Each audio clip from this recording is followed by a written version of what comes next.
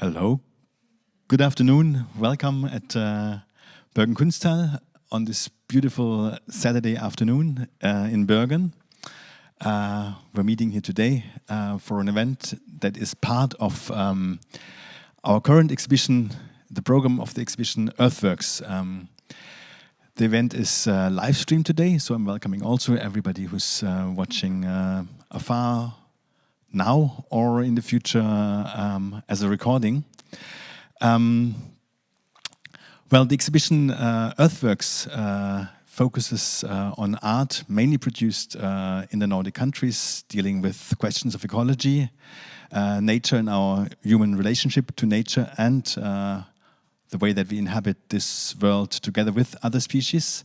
And while we focus specifically on art from the Nordic countries, and we're dealing a lot with specific artistic projects. On the one hand, we also have noticed and followed other projects taking place at the same time, being prepared now and taking shape in various formats that also deal with similar questions. And this is actually the reason for this event today, that we wanted to share some thoughts and exchange a bit with projects that we noticed along the way and that we have been also really inspired by and that made us think and think further. And we're very glad to have today here three amazing people who present and represent projects that deal in different ways also with questions of ecology, land, and community.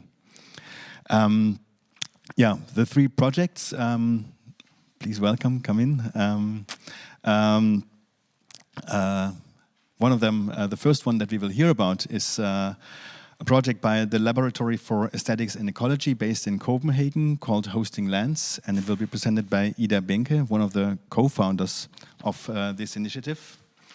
And then afterwards, we'll hear about a project that has been developed between different institutions along also on a kind of longer time frame called Soils, All the Soils Project. And we welcome Teresa Cos Rebollo from Abbemuseum in Eindhoven. And then as the last speaker today, we'll welcome Nora Sørensen Vaage, who works for NOBA, the Norwegian bio-art arena, who deals in various project strands with the question of soils, amongst others with two symposia that happened already and preparing for an exhibition dealing with soils. So soils is in a way the core of the event topic today, but in a wider sense, so it's not just about earth, the matter, but it's also in a way standing for a metaphor that we use to speak about questions that are connected to soils and the way we deal with soils. That as an introduction, we have three presentations, each taking around 25 minutes, and then we gather afterwards at 15:30 for a conversation here, hence the various sofas and space for 5 people, so we are also keen to talk a bit further and dig into some of the points that come up in the presentations. But first of all, it's also really great to hear actually about the plans and what has happened already and how these specific projects are actually shaped. It's also for us very interesting in a curatorial discussion, how to make such projects happen that deal in so many ways with quite large topics and also with the question of how to bring in politics into exhibition formats and how to bring in communities into exhibition formats. So as I mentioned, the event is live streamed, so there are 2 cameras here in the space. They point towards the stage if you feel uncomfortable being on video or on a recording. The seats in the back are less visible, specifically this angle here actually. There is, toilets are here or downstairs. I think these are the kind of technical remarks. Thank you to the live team, the people who make this event happen today. It's Henrik on the sound mixer, Ingvild on production, and Sophia, who worked in preparation of this event as well. Later on, we'll also have my colleague Silja Leifsdottir here on stage. So, yeah, we start with the first presentation, which is, as I mentioned, Ida Bencke, the co-founder of the self-organized collective Laboratory for Aesthetics and Ecology, which organizes exhibitions, projects, and publishes also a series of books and pamphlets. Ida is the co-curator of the exhibition project Hosting Lands, a slow-growing, decentral exhibition movement unfolding around land, the relationship between host and guest, and the link between the hyperlocal and the global. And over the course of 3 years, the exhibition will move between 6 locations throughout Denmark and engage local and international artists, activists, and communities. And besides the engagement in the laboratory, Ida is also a PhD fellow at the University of Copenhagen under the research project Oikos, a cultural analysis of care and crisis in the 21st century. So thank you so much for coming and speaking to us today. The notebook is yours. Great. Thank you. Thank you so much, Axel. Thank you, Silja, for this generous invitation. Thanks for all of you who came in this beautiful weather to talk about these exciting questions and projects with all of us. Okay. How do I make the press? I'll do like...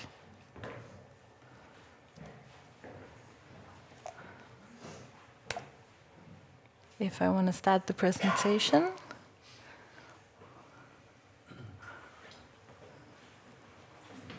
Yes. Thank you. And maybe with the notes also? Press the... Okay. Yeah, here we go. Okay. Good. So, as Axel mentioned, I am going to talk about an exhibition project called Hosting Lands, Between the Ruin, the Field and the Forest. And as you also mentioned, I come from self-organized a curatorial collective called the Laboratory for Aesthetics and Ecology. We have been organized for around 10 years now. We are a group of between 2 to 5 people, depending on the project. We mainly work with experimental exhibition formats. That doesn't mean that we don't occasionally also curate a kind of more classic exhibition, but we have previously been working with exhibitions in gardens and hospitals, etc. And apart from that, we also run our own little publishing house. Yeah. And mostly we are invested in questions that pertain to environmental justice and intersectional ecofeminism. And from the beginning, we have been really interested in how to kind of think ecology in a large or expanded field. And we're interested in the ways in which ecological and aesthetic discourse kind of inform and support, but also sometimes challenge each other in really exciting ways. And maybe I should also say that we are increasingly interested in how to work across art, ecology, and activism. And I think maybe that will also be somehow clear from what I'm going to talk about. Now, Hosting Lands is an exhibition project that we curate along within a bigger curatorial collective. So my colleagues here, I should also mention, is Aziza Hamal and Brigitte Guha. And all of the things I'm going to talk about is mainly still a dream, because Hosting Lands has only now kind of departed as an exhibition project, and we are kind of a year into a 3-year long process.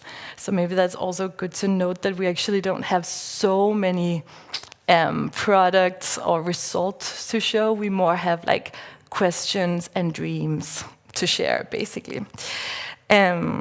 I should maybe also say that we have won something called the Bicum Visionary Award, which is a generous exhibition prize in Denmark, and I'm not just saying that to brag. I'm also saying that because as a self-organized collective, it's not so often that you get to work with a budget that is not based on scarcity.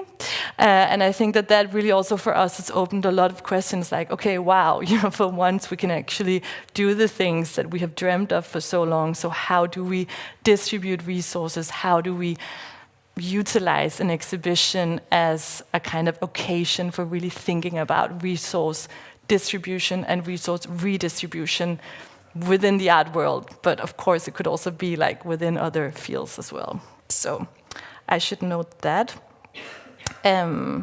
As you said, Axel, Hosting Lands is a kind of exhibition that examines relations between land, communities, and art practices.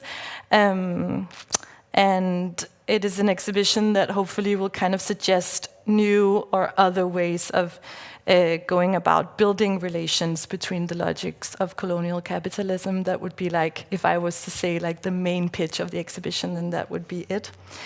And I think I want to also just like start with this quote from an amazing artist called Teresa Cos Rebollo. Some of you may actually be familiar with her practice. She works a lot within like animal activism and contemporary art.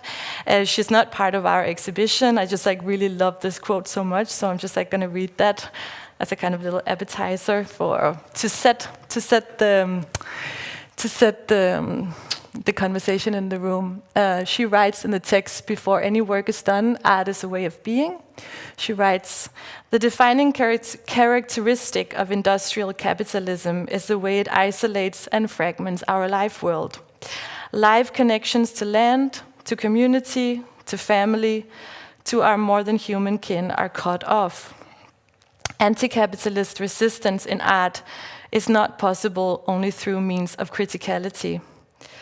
What is needed is resurgence of community, solidarity, belonging, and relationality, not only as the end, but also, and importantly, as the means of art practice. This requires reviving an ontology of art that doesn't start from the emergence of forms, not even social forms, but relationality as a fundamental quality of all life. So I think that this is a very beautiful quote in many ways. What I really like is this idea of an artistic practice as a way of researching community, consolidating community, facilitating and cultivating community. Solidarity as well is like a key word that I'm really interested in, something we can maybe also talk more about, all of us. And this idea of an artistic practice that is not maybe so kind of reliant or focused on creating objects in space, but also very kind of in tune with the ways that relations are built in space. And so Hosting Lands as an exhibition project really asks this question, how could we come up with an exhibition format that can hold these artistic practices, these artistic kind of practices that don't necessarily have a product or an object, but it's more about this web of relationality. How do we go about presenting them in an exhibition project? And so I think like the first question to that could be, well, we move out of the exhibition, like the white cube, we move out of the exhibition space as we know it. We don't have one central site here. You have a map of the exhibition as it will hopefully come to evolve within the next couple of years. It is a distributed exhibition. It has 6 different locations, mostly in rural Denmark. What was also important for us in this was to not kind of start a whole lot of new stuff, because we want to kind of also critically engage with the idea of newness within the art world. So rather than starting a lot of new things, we were more interested in taking this exhibition as an opportunity to connect. And so here we're connecting these 6 different sites. They are themselves all local and self-organized projects. We have a feminist boat collective called Oxa. We have a permaculture community garden. We have in a social housing area in Copenhagen. We work in the northern Jutland heathlands along with local shepherdesses, so women who herd sheep, who have kind of like an extended land care practice. And we work in an old pig farm in rural Denmark that has turned into an artist collective. So just like examples of sites where we work.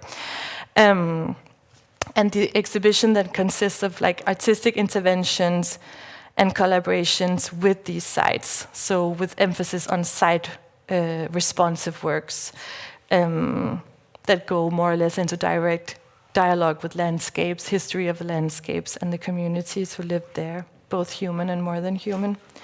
Another thing we thought that would be really great with this was to kind of think about what a timeline for an exhibition could look like. Now, we have many times worked within these kind of fast exhibition formats that I think is also usually the standard kind of timeline for exhibitions, and kind of like experienced how many resources, like human resources and material resources, time resources, economical resources that goes into building a big and impressive spectacle of an exhibition, and then a few months later tearing it down again in order to do something new. So we thought about, well, what could that look like if we were to kind of challenge that timeline a little bit? What would a slow exhibition format look like? Could we talk about sustainability as a way of thinking of temporality in exhibition making as well? And so what we came up with was this kind of like extended time frame of 3 years.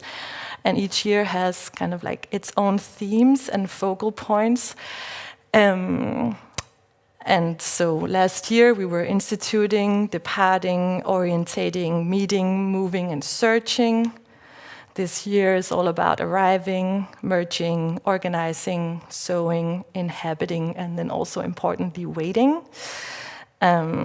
Next year, hopefully, we will be harvesting, sharing, resting, turning and returning, instituting and letting go. And really important is this last one, this idea of letting go also, as several of our artworks actually do have a much longer timeline than just 3 years. We're collaborating with people that are growing a forest garden, for example, which of course has a temporality that is much longer than that. We're also instituting a local commons, and that also is like a project that has such a much longer time span. So this idea of how to start something with an exhibition project and then hopefully kind of like can extend into the future, a much longer future than the 3-year time frame. That is something that's really crucial to the exhibition as well. Mm-hmm. And maybe I should say one last thing that I think is so important about this extended time frame is that usually, and this might also resonate with some of you, an experience we've had in our curatorial work is that oftentimes when projects end, that's actually when you really kind of understand what you have been doing, and maybe you wanted to do it differently. And so with this 3-year time frame, the idea is also that we can kind of adjust as we go. And yeah, I'm personally quite excited about that because like I'm just so used to always recreating a lot of stuff by the end of the day. So a main idea with Hosting Lands is to build an exhibition space that is not just about not just a metaphorical space or not just a space of representation of something that has happened out there in the world, but to maybe say create an exhibition space that is more a space of production and co-production, a space of collaboration and artworks as processes, and like something that we have come to think about with Hosting Lands is like what would it mean to have an exhibition that is like a dinner table, for example. And here, this is an actual dinner table that is hosted by the Swedish collective Cultivator in Dysdal, who is a really, for those of you, maybe some of you know these people, some of you maybe don't, but they have this really wonderful, radical, kind of sustained practice of more than, I want to say 15 to 20 years of really radically rethinking what farm life could look like, in a way, how to kind of create the infrastructure and architectures for farm or rural life that experiment with ways of cohabiting amongst the humans and non-humans who live there. And so here is a dinner table situation along with some horses for a project called Mother Futures. We also tend to think of this exhibition as a bonfire that holds space for intergenerational and translocal community sharing. Here is very happy curator there.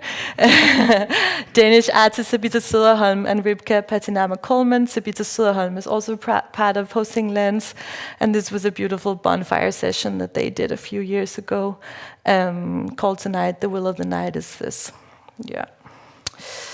So,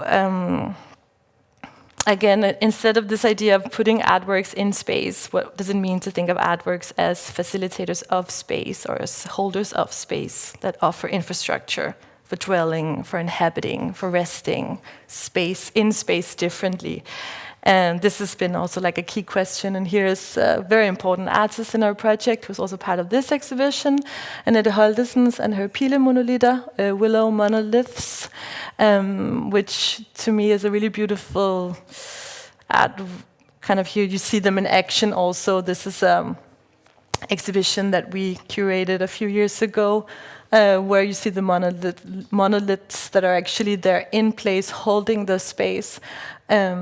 This project was called Medicinal Garden of Radical Care, and it was designed by a Danish poet and environmental activist Shekufit Tadayoni Heiberg. And the exhibition, the garden exhibition, was literally set up as a production place where in the center you have this bonfire, this fireplace.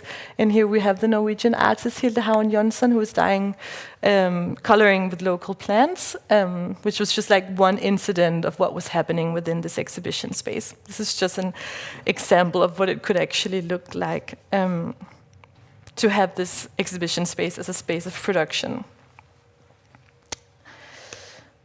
Another example could be this. This is also a really important artist in our project, Dharmendra Prasad from India. And Dharmendra builds these gigantic, sometimes gigantic straw sculptures that are also actual spaces, so architectures. This is called Granary for Difficult Times, and it was built for an assembly of desire. Again, a few years ago, it was a space that kind of held conversations, community gatherings, etc. A temporary communal space that was then ritually kind of burned after the end of the assembly. So that could be another example of an artwork as a holder of space. And then finally, also very concretely holding space. Here we are in rural Denmark on the island of Møn, where I also live. And this is an artist collective called På den anden side. It means on the other side, who we are collaborating with quite closely. And they are in the process of purchasing and commoning conventional farmland in a very kind of conventional farmed area of Denmark, and reclaiming the land, giving it back to community, its local community. So that could be another example here. Here you see the land. It's a 1.3 hectare that we are, along with this artist collective, commoning and thinking about it as a kind of exhibition space for this exhibition. Of course, also a community space. And the idea is to kind of think about this commons or to utilize this commons as an exhibition space that will invite artists to commission artworks such as like community compost, permaculture garden, that's actually already happening, playgrounds for kids, shelter, etc., etc. But this is a main exhibition space for us.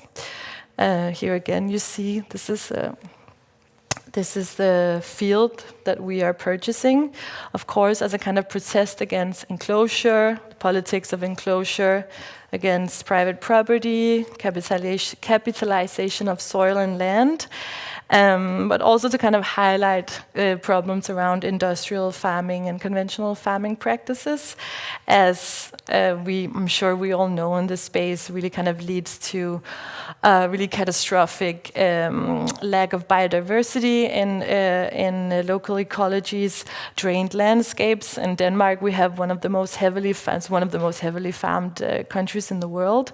One of the reasons why Danish land is so farmable is because it's all drained, which really makes it also very kind of vulnerable to flooding, for example. So we've had a lot of problems with that this winter. But in general, the idea of kind of like going about this, doing this curatorial gesture of commoning a field it's really a kind of highlight this need to rethink farming practices and food production, but also a need to kind of rethink how we organize as communities in our very local environments also. And of course, when we go about doing this gesture of commoning, this raises, and it has already raised a lot of questions that are very difficult to kind of work with. So, for example, the commons is of course a concept that means for everyone, but that is also maybe a little bit naive to think that, you know, everyone have access to this little land in rural Denmark. So we have been asking ourselves, well, who is this commons actually for, or who feel welcome here, who have access to this, who do not have access, etc., etc. And that those are ongoing questions that we're really kind of trying to probe along with our artists and local collaborators, but also people that come from the outside and kind of look at this Danish rural life.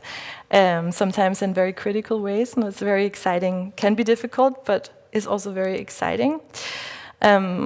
This is a picture from, or these are images from this summer, where the artist collective dug a lake as a kind of first gesture towards this commoning, was to free water in the field, and they did that along with local kids who were invited to harvest clay from the water. So it's a very, the soil is very rich with clay on the island.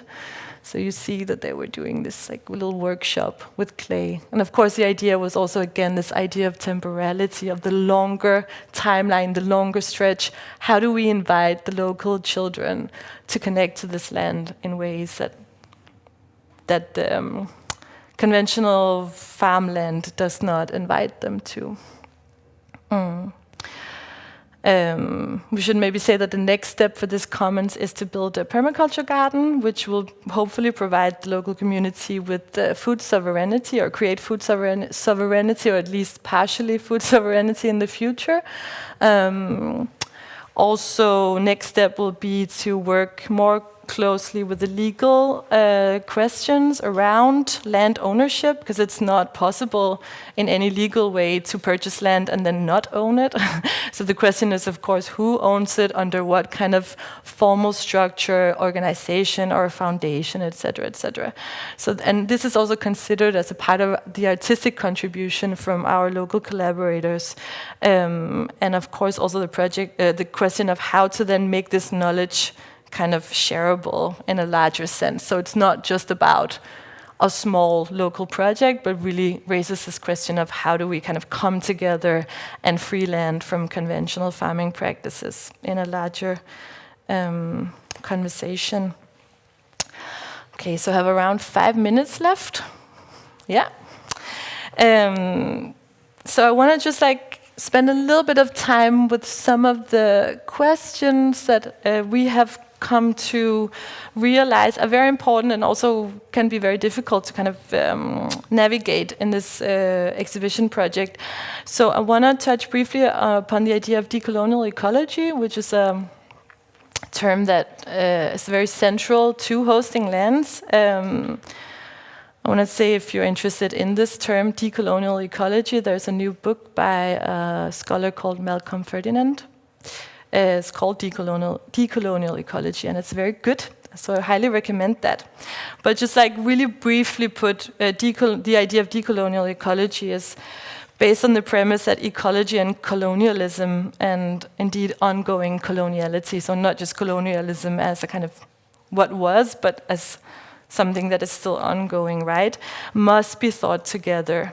And it's not just that they can be thought together, that we can think colonialism and ecology together, but the argument here is that they must be thought together because they belong together, that it's actually impossible in any way to think the one without the other.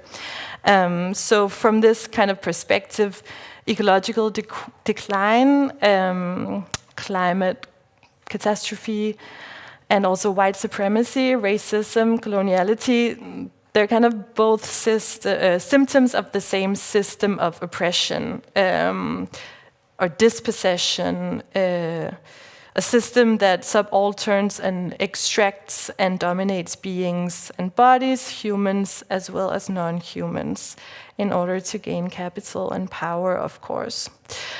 And so from this perspective, we could maybe, instead about talking about the Anthropocene, which is, of course, is a very used term, we could speak about the Plantationocene, which is like the plantation ecology. That is, of course, characterized by monoculture and also upheld by a violent system of slavery and settler colonialism. And so in hosting lands, we are still really asking ourselves, how can we kind of stay true? This is a key question that I'm sharing with you now. How can we stay true to this project, which is really about tending to land and to community in a with a hyper-local sensitivity, while still keeping these, this larger framework, political framework in mind.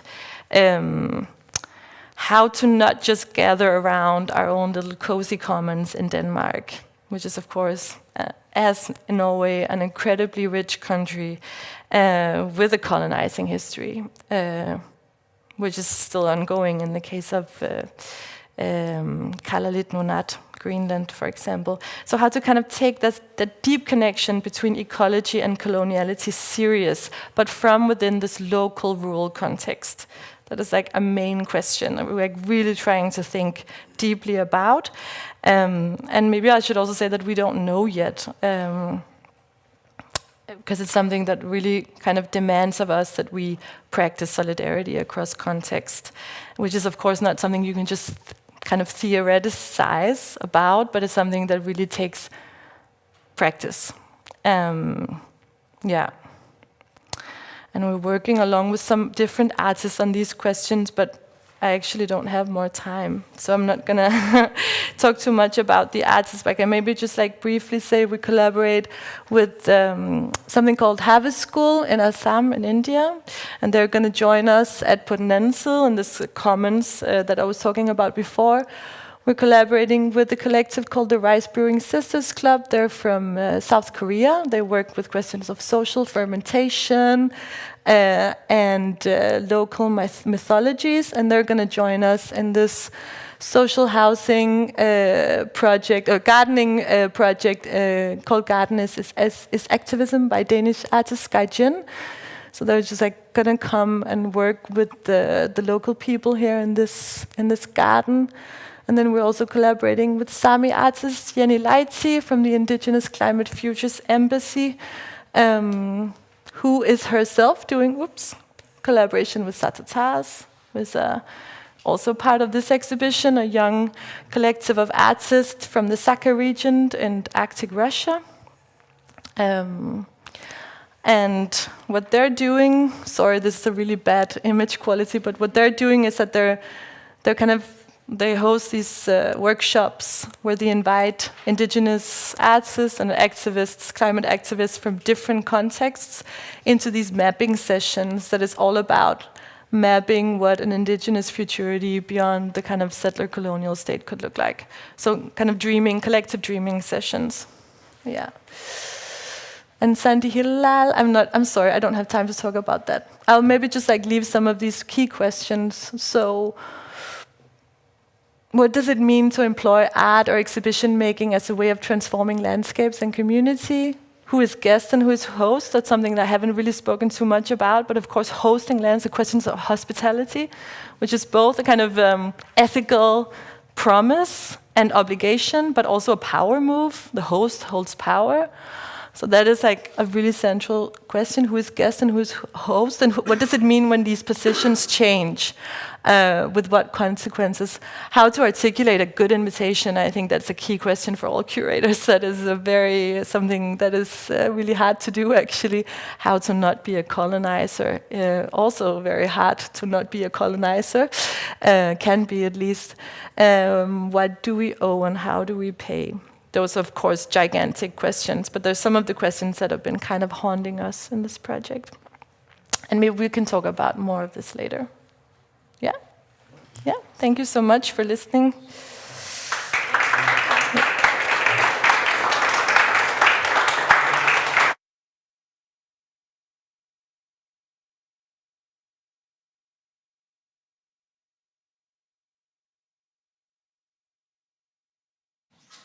Now, okay, thank you so much. This was a really good and intense introduction to the project.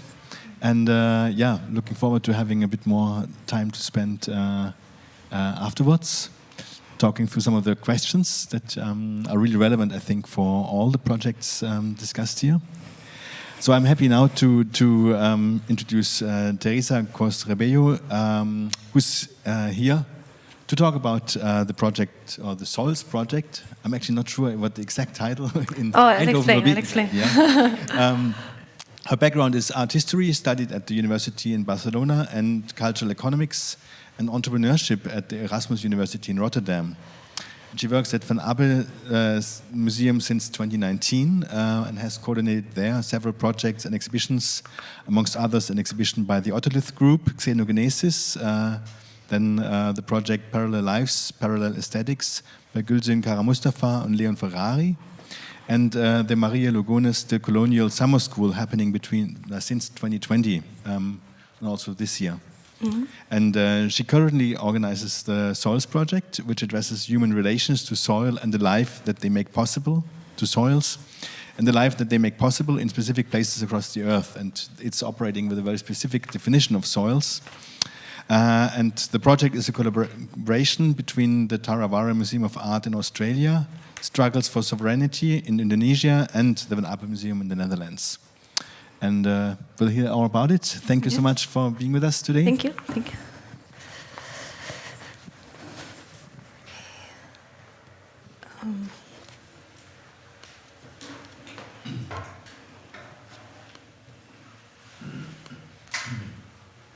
Oh, sorry, I'm not an Apple user. Okay, here.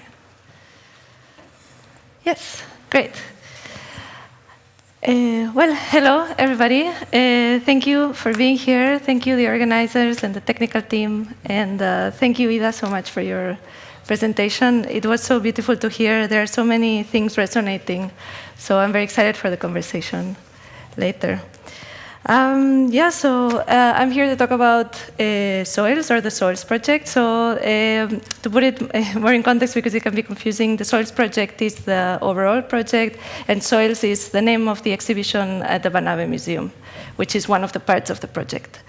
So I'm going to focus mainly on the Soils project as a whole, but I will delve a bit deeper as well into the exhibition, which is opening very soon, the 15th of June, in Van Abbemuseum in Eindhoven.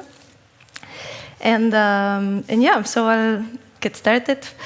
So the Soils project is a research-based long-term artistic project, which has been developed and initiated by three curatorial partners: the TarraWarra Museum of Art in what is a voluntary country in Australia, Struggles for Sovereignty in Indonesia, and Van Abbemuseum in Eindhoven, Netherlands.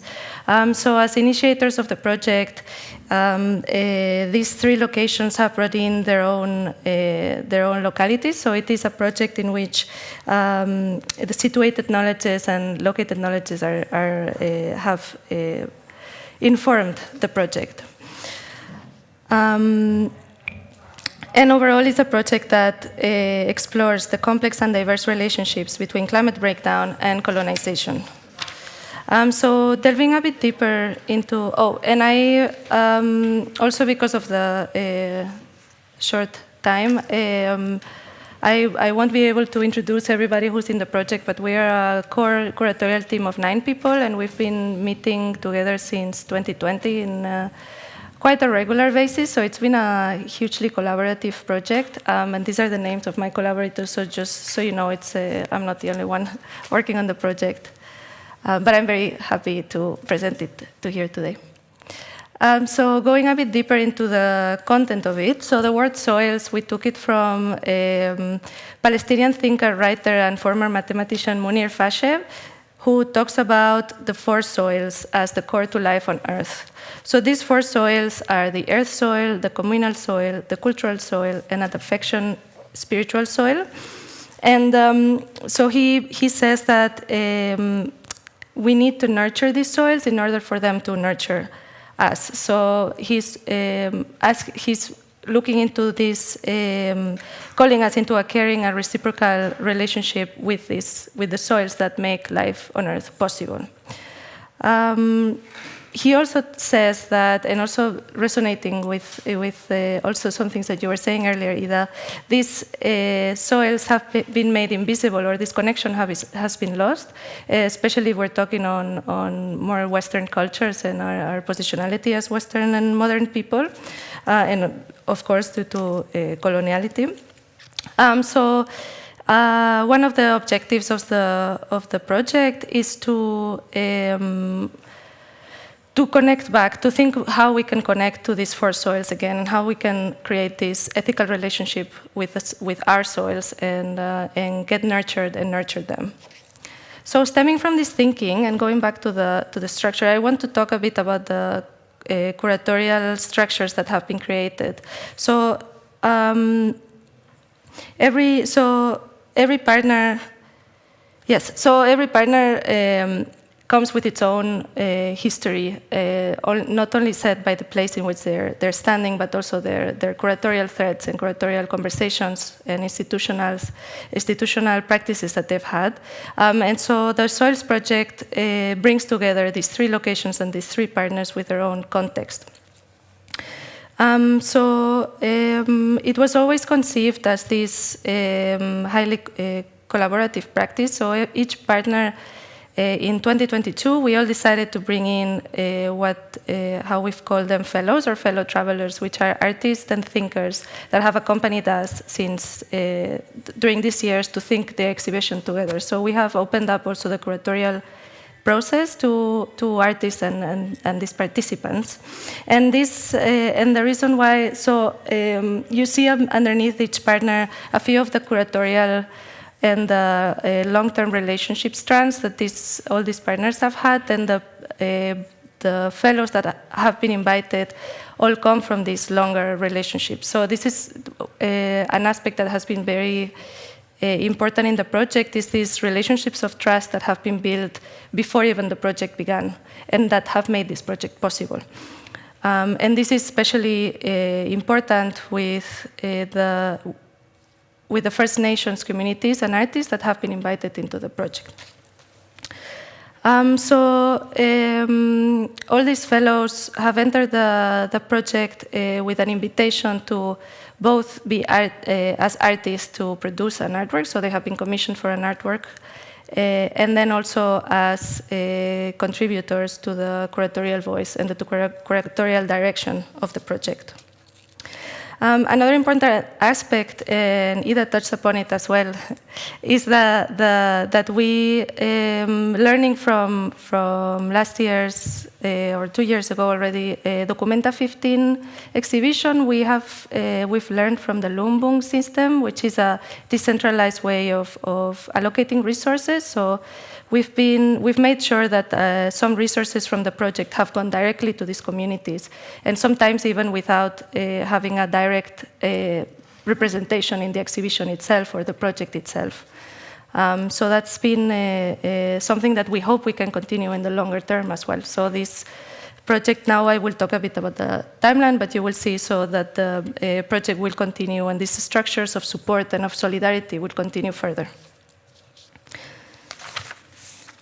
So this is the timeline of the public outputs of the project. So we've had lots of internal meetings in between, but these are the things for the public. So as you see, there was already one exhibition in the TarraWarra Museum of Art this last year in August. So that was the first exhibition of the project.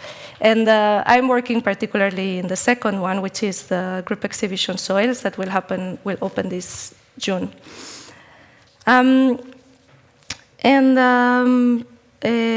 Yes, and so because a very big aspect of this project has been taking into account where the project is located and where it stems from, each exhibition is going to be quite different in the sense of how do we contextualize the stories that have been brought in, but are coming from different places and they're shown in a specific locality. So I won't have time, unfortunately, to go through all of it, but I'm going to talk a little bit about the exhibition in TarraWarra Museum of Art, and then I will continue with the one in Bencke. So just to situate the Museum of TarraWarra Museum of Art, it's an Australian art museum, so they focus on Australian art, and that's what their collection is for, what they collect. And it's based in unceded territory, which means that it's territory that it's not ancestrally there. So it was a territory that was taken away by force from the Wurundjeri people during colonial times, and now it's a privately owned space. So that brings quite a specific history and quite specific characteristics to the place. It is also a very extremely beautiful landscape, as you see, and the building also is very significant. And for this exhibition in particular, so all the fellows presented work, and also other artists were invited. And again, these artists that were invited from the networks that had already been created by all the curatorial group. And these artists that joined this exhibition are now also joining our exhibition, which continues into a network that will continue further. So yeah, like the artworks that were shown in this exhibition were all of them in conversation with this quite specific settler colonialism story that is in Australia. And when we're thinking of showing this exhibition in the Bencke Museum, we have to think of another context.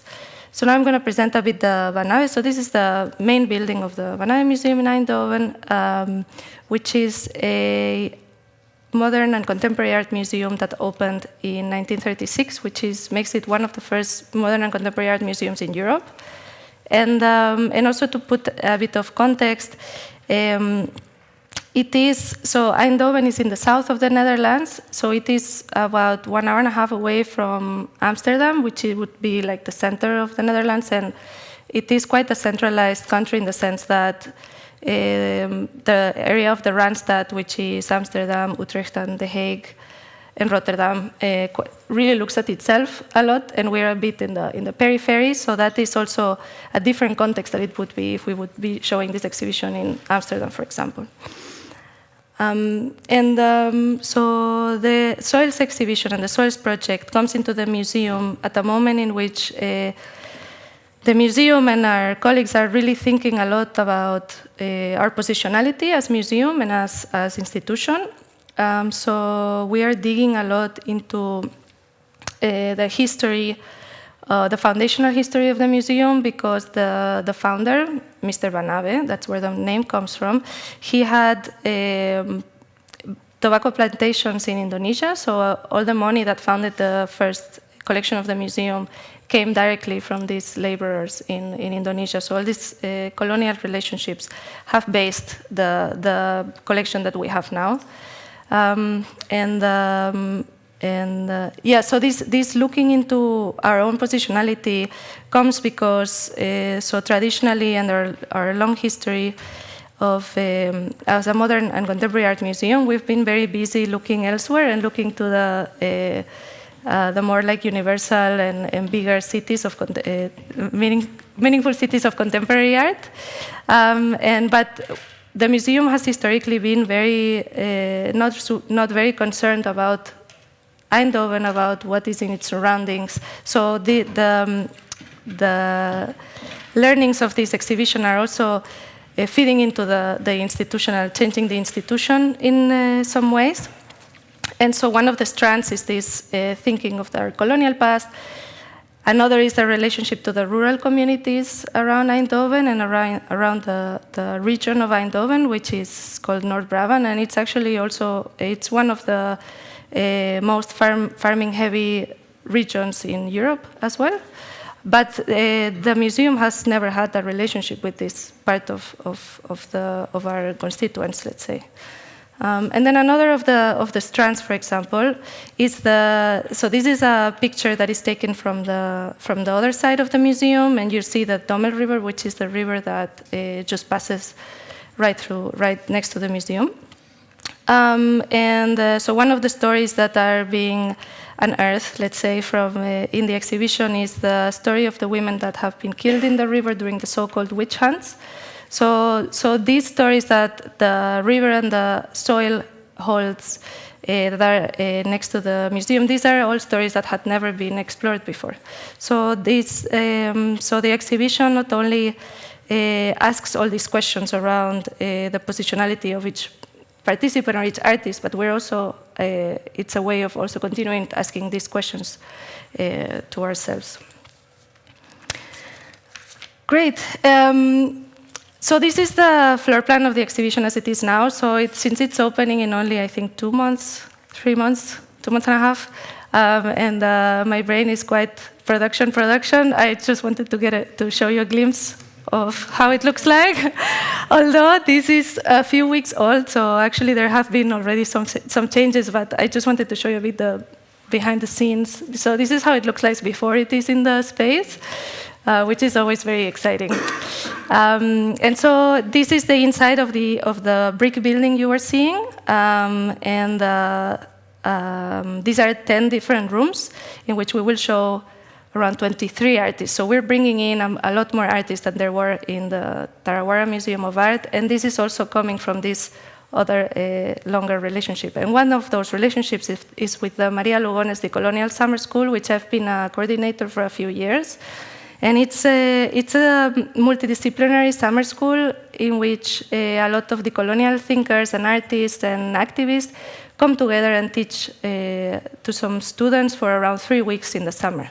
So a lot of the newly invited artists either are faculty members of the summer school or they're actual alumni from other years that are artists that have learned this about decoloniality.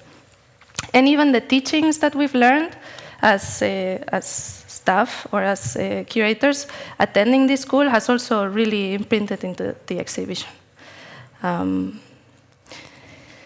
Yes, and now, so I'm going to finish up by explaining 2 examples, so 2 different artworks that we're bringing into the exhibition. So one of them was already exhibited in the TarraWarra Museum of Art, and so I will explain how it will be adapted to the exhibition. And then another one, it's a completely new commission that I'm very excited to show you. So this is artist Dee Harding, who I think a lot of you might know because they were exhibited here last year, I believe, as a solo show. And Dee says hi, by the way. And it's very, very exciting to work with them. So this is the presentation that they had in TarraWarra Museum of Art. So to put it briefly, this work takes pigment out of soil to explain the complex and sometimes very painful stories that are carried within soil. So for this presentation in particular, they worked together with the Wurundjeri community to gather soil from around their territory, the quite significant places, and extracted the pigment and then placed it in these huge, fantastic windows that this space has, covering part of the landscape. Excuse me. So to do that project, Dee had to work very closely with the community and also had to ask a permission following First Nations protocols. So in order to show this work in the museum, we also need to ask those permissions and we need to make sure that all these protocols are followed, which shows that the Wurundjeri people have a very culturally significant connection to their soil, because soil cannot just travel somewhere without it being acknowledged and without it being a proper way of dealing with it. To the contrary, we don't really need to do that where the exhibition happens in Eindhoven. So on top of showing this work, Dee will also show work with soil from the museum, so just next to the museum. This is me gathering the soil the other day. There was a pile of soil next to a construction site next to the river, and while it was a bit of an improvised situation where I saw the soil and I just took it. So, well, of course we can wonder, no, like if we would have to ask permission, who do we ask permission for this soil, no? I mean, it would probably be a more bureaucratic thing more than anything, because this belongs to the municipality of Eindhoven, so I would have to ask for a permit, I guess. Like, well, we actually didn't really research it. We just did it a bit in guerrilla style. But yeah, so it makes you also reflect on how this connection, at least in this particular space, this connection to soil and this cultural significance to soil, it doesn't exist, at least not to the materiality of soil itself. So on the other picture is Dee Harding, my colleague Charles Esche, and another colleague Victoire Raffi. And this is us looking at where the work will be, which, so because we don't have those huge windows, we've decided to do it in the window of the library. So this is the first work that you will see when entering the space. And also comes with quite a poetic placement, because the library being the where all the Western knowledge is held, let's say, and this will be like a thinking of, okay, where is this soil coming from, and what conversation can this soil have with knowledge, no, or with this idea of knowledge. And at the same time, so bringing both the soil from Wurundjeri country and the soil from here into conversation, it's a way of thinking, okay, what are the commonalities that can be found within these soils, and what are the conversations that can be had amongst these locations, no? Yeah, and then I'm going to show you the other example, which is a collective called Sumil Mokhtan in Sinanche, Yucatan, Mexico. They are not artists, so that's also something, like a lot of the participants that we've invited to the exhibitions are actually not trained or not even closely related to arts in any way. Sumil Mokhtan is a campesino collective, which is in English is like a farmers collective, and they are indigenous Mayan from Yucatan. So this is an infographic that they have made to show the different ways in which they are recuperating and reviving Mayan knowledges, and they are making them available for their community, for their Mayan, broader Mayan community, as viable ways of continuing these practices in our current understanding of world. And so, for example, techniques like agroforestry and ancestral ways of keeping the seeds and farming are ways in which they are showing that these ancestral techniques can be used at the moment. So for the Banana Museum exhibition, we are going to build a Mayan house in the exhibition space. And the Mayan house, it's the traditional way in which the Mayan people inhabit the space and their territory. So not only, it is also, that is a traditional Mayan house, it is not only culturally and traditionally significant for them, but it is also practical, because the Mayan house can hold the temperature inside for around 5 degrees less than outside, which is hugely significant when it's outside around 45 degrees, which happens in the peak of summer. But what happens is that more and more the communities that live in Yucatan have stopped building Mayan houses, and they're building concrete houses instead, because they're more attractive and they're more modernized. And also another of the reasons is because the Yucatan government considers the Mayan house to be a type of home under the poverty line. So the other building that you see on this slide, that's the type of building subsidized by the Yucatan government for people that have lost their home. So a few years ago, there were lots of hurricanes and lots of houses were destroyed. So the government would only give money if you would build this concrete cube. And these are really horrible, only one tiny window. They're like ovens in the middle of summer. And for the government, this concrete cube is not living in poverty, but the Mayan house is. So, of course, you then think of what it means, what is really poverty? Is it a poverty of culture? Is it a poverty like a material poverty? No. So these are the layers that we want to bring into the exhibition. We want to show also the political and reclaiming significance of the Mayan house as an inhabiting space, and also in resistance to the new ways and to the political ways in which these knowledges are being disappeared and are being erased. And also to add, so just also to give you a sense of the significance of the Mayan house, which we could talk for hours because there's so many stories and it's really an incredible story that I've been told. This is a picture of Uxmal, which is one of the archaeological sites in Yucatan. And this was built in the 10th and 11th centuries, and this is a frieze that is in like this courtyard, and next to this Mayan house, they're full of deities, in which they would that the Mayan people traditionally would not pray, but how do you say, like yes.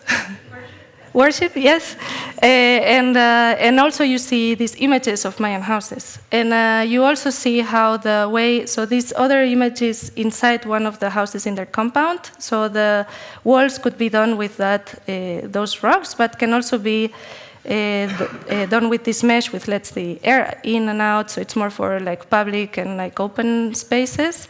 And this way of working, you can see it also in these ruins. So this has been the way of how they've been built. They have been building the houses since so long ago.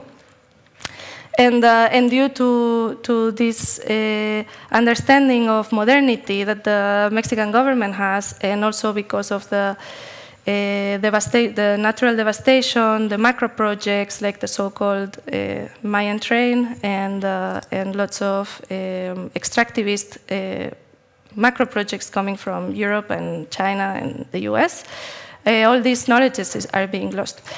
So in the exhibition, we will build a Mayan house with Dutch materials, because it doesn't. We're also thinking of how to be more sustainable.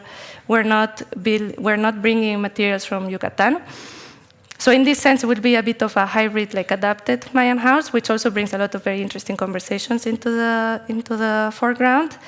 And in that house, we will have recordings of stories of the people in the community, telling stories about the importance of the house in their lives and when they were kids. Because a lot of the people that we've talked to, when they were kids, they would still live in the Mayan houses and they would still inhabit these houses. And then the hurricanes came and they had to change. And so it will be a place of thinking. And we want the house to be seen as an embassy of thought, of the Mayan thought and of thought from Abya Yala, from South America and from indigenous peoples. And so it will be a place in which people will be able to sit down and listen and just hear these stories from the people themselves. So that's the end of my presentation. Just as conclusive points, because I know I'm now in 26 minutes, so I'll go very fast. So when we started working on this project, we wanted to be very careful and not to only make it a critical exhibition. We wanted it to be more of a generative project in which there will be hope and there would be ways in which people can think of rethinking their relationship to land and having a better relationship to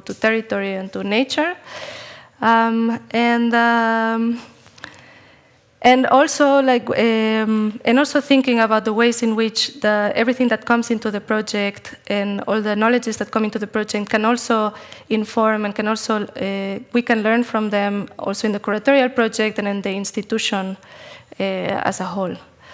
And so the exhibition is opening the 15th of June. Will be open 6 months, and I invite you all to, if you're visiting the Netherlands, to come. And this is my email in case anybody wants to have any questions or wants to come to the Netherlands and come see the exhibition. Thank you.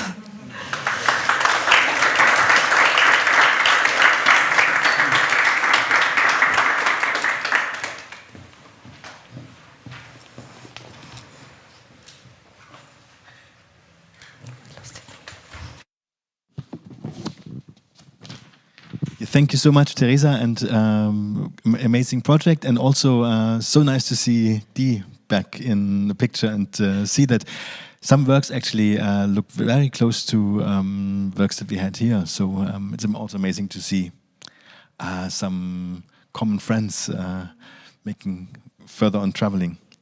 So now I'm welcoming Nora Vaage, who's lead researcher at NOBA, the Norwegian Bio-Art Arena, which is the art department of Vitenparken campus in Aas. And NOBA organizes art exhibitions and events featuring Norwegian and international artists and researchers with a focus on sustainable development, the environment and life sciences. Nora is a philosopher and scholar of art and media studies, and in her role at NOBA, she serves as a link between the arts and academia.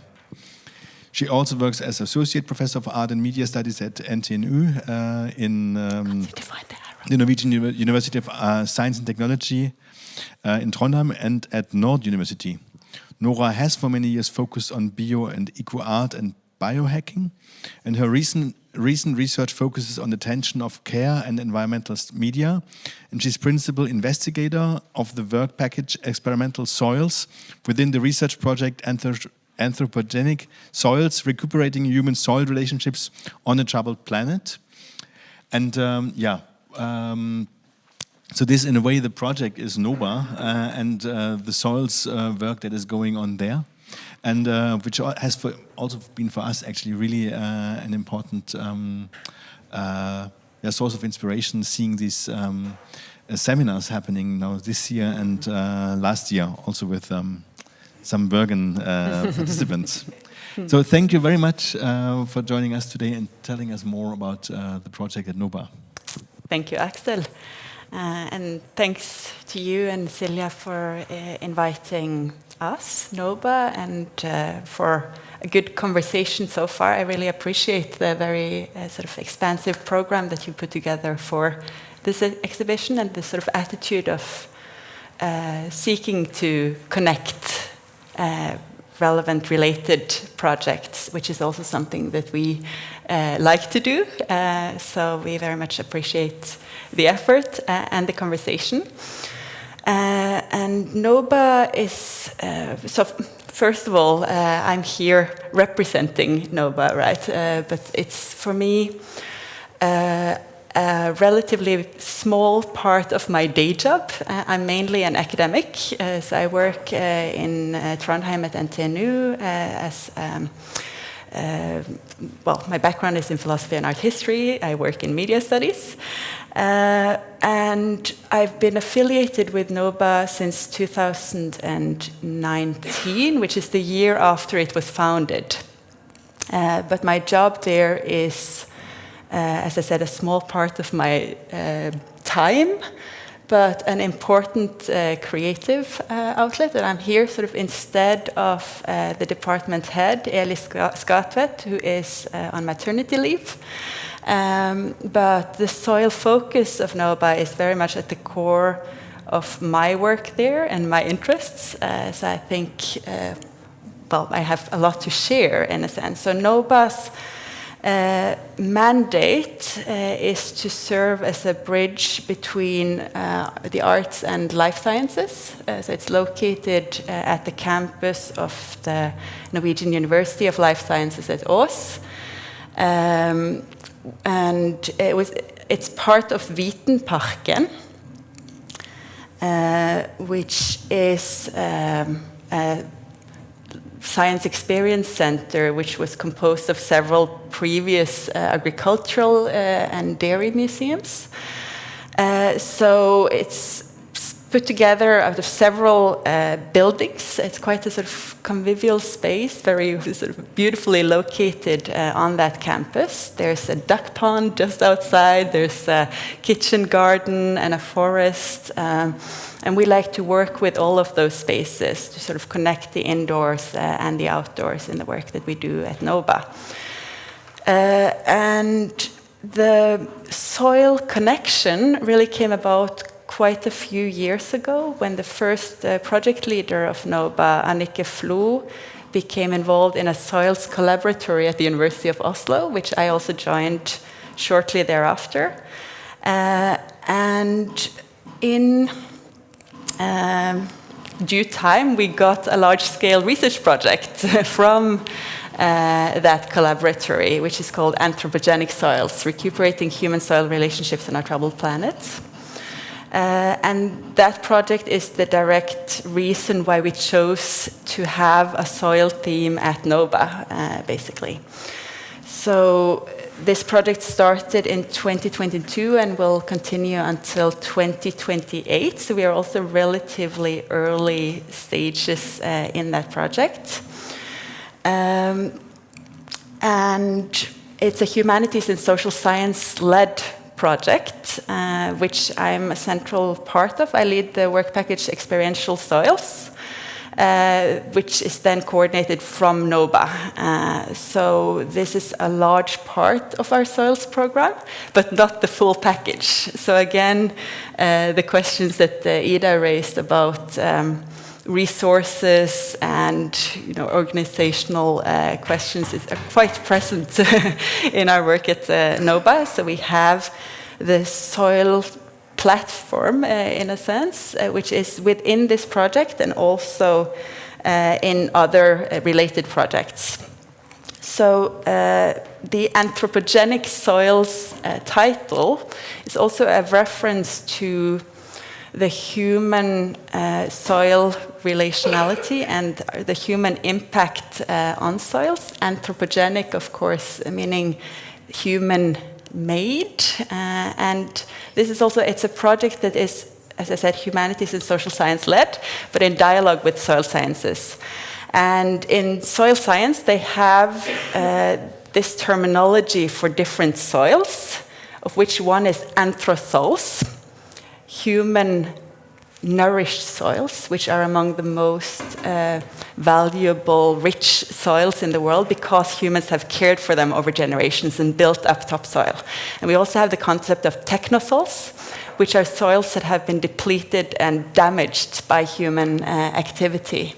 So we're sort of playing with that range, the tensions between the human capacity for care and harm, which is very present in our current time on our troubled planet. And that's something that we want to lift forth in our curatorial work at NOBA and in the Anthropogenic Soils project, which is also confusingly shortened soils.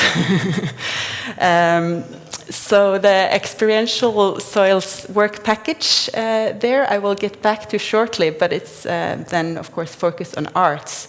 The project altogether brings together perspectives from the arts and sort of science fiction. The soil fictions work package there is focused on speculative futurisms, indigenous futurisms, different ways of thinking about where we are going in the world. And then we have two more sort of practical, anthropologically oriented work packages, the healing soils and decontaminating soils, which are focused on how to, well, replenish and heal soils that are in different ways damaged. And we're working with some particular soils within that project, so also quite geographically dispersed. There's a site in southern India, in Kerala, There's one in Central Asia, in Kazakhstan, former uranium mining territory, and efforts to heal that polluted soil. The northern Norwegian context of Arctic soil, so we're working up in the Pasvik Valley at the border towards Russia, and also the context of southern Norway and conventional and permaculture agriculture. So that's the project that is sort of the background for NOBA's soil focus. And the work package Experiential Soils, as I said, is led from NOBA.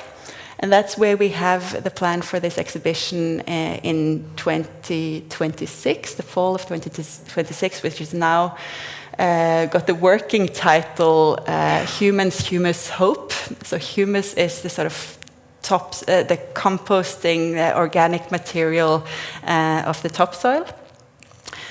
And again, working with the kind of tensions of where we are going, what is the possibilities of our ways of working with land, with soil, in Western and global situation of extractivism, colonialist legacies, and so on. So again, quite a few parallels to the two other projects here.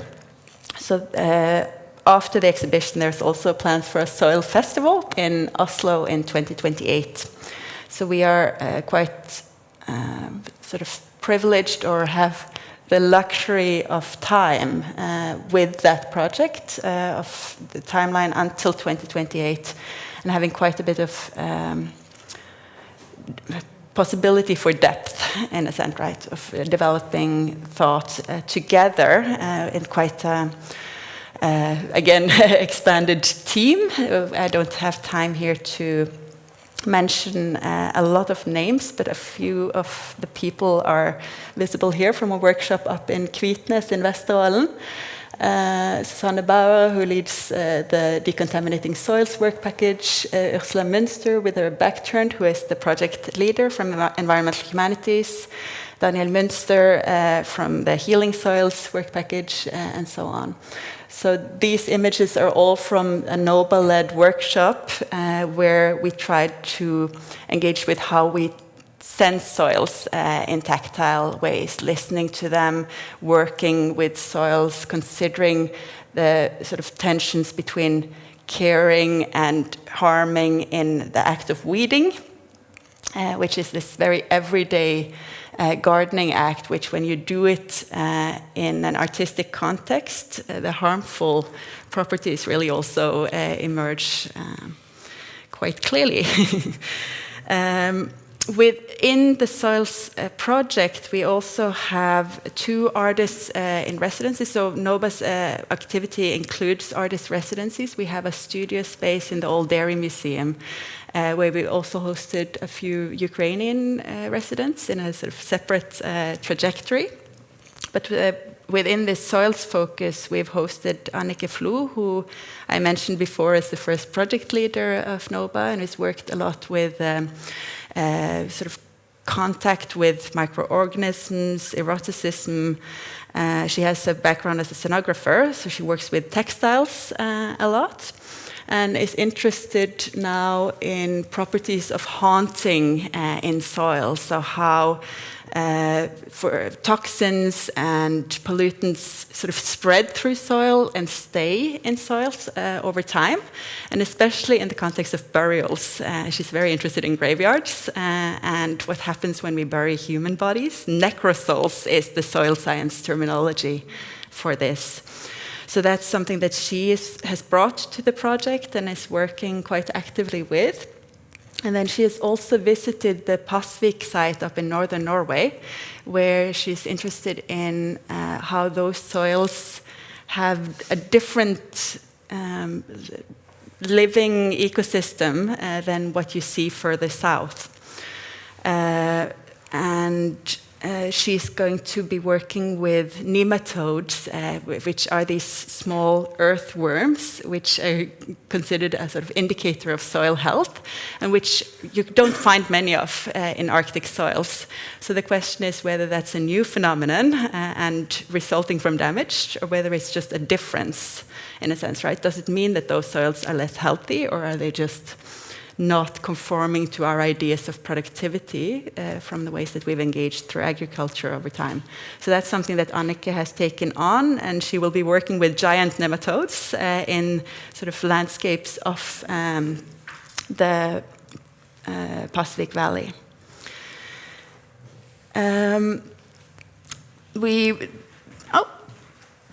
Cecilia Jonsson's name fell out of this slide somehow, but she is our next artist in residency. Cecilia is a Swedish artist who's now based in Amsterdam, but was in Bergen for quite a few years, so some of you might know her. And she has been working with minerals, mining, and the properties of plants that can hyperaccumulate iron and other minerals in several projects. So a very famous project of hers is the Iron Ring, where she actually made a ring from iron that was sort of drawn up into a plant, a grass, from iron-polluted soils. She's also worked with a sort of detox smoothie, where she's looking at if plants draw up toxins from the soils, and you make a smoothie from those plants. What does it do to a human body to take in that smoothie? And she will be working here in the west of Norway, in Stord, where there's a former, is it called pyrite in English? Svovelkis. Mines. So again, polluted soils and how to sort of replenish them, work with the legacies of industrial pasts and so on. At NOBA, what we have taken on from this project is really the idea of tactile encounters and soil connectivity. So we're trying to sort of draw out, with quite different inflections in different projects, the idea of how we, and again I use the human we, which is always problematic, but can relate to soils as living entities, because soils aren't organisms, right? And they've often been considered substrates, sort of just nourishing, growing forth other living things. But they are living ecosystems with myriads of microorganisms, insects, nematodes, as I already mentioned, and so on. And to encounter these ecosystems is quite a difficult thing for humans to do, because they're actually more inaccessible to us than the oceans, which have been seen as another kind of frontier. We can't really dive into soil, right? The only way to really access it directly is to destroy it by digging into it, which is what we also then often do, and we create these kind of pits and try to sort of get a sense of what is going on down there. And this is also where art is really interesting, as something that can mediate, create some sense of what is going on underneath our feet, where we can directly sort of sense the soil, but we are not a part of that ecosystem. So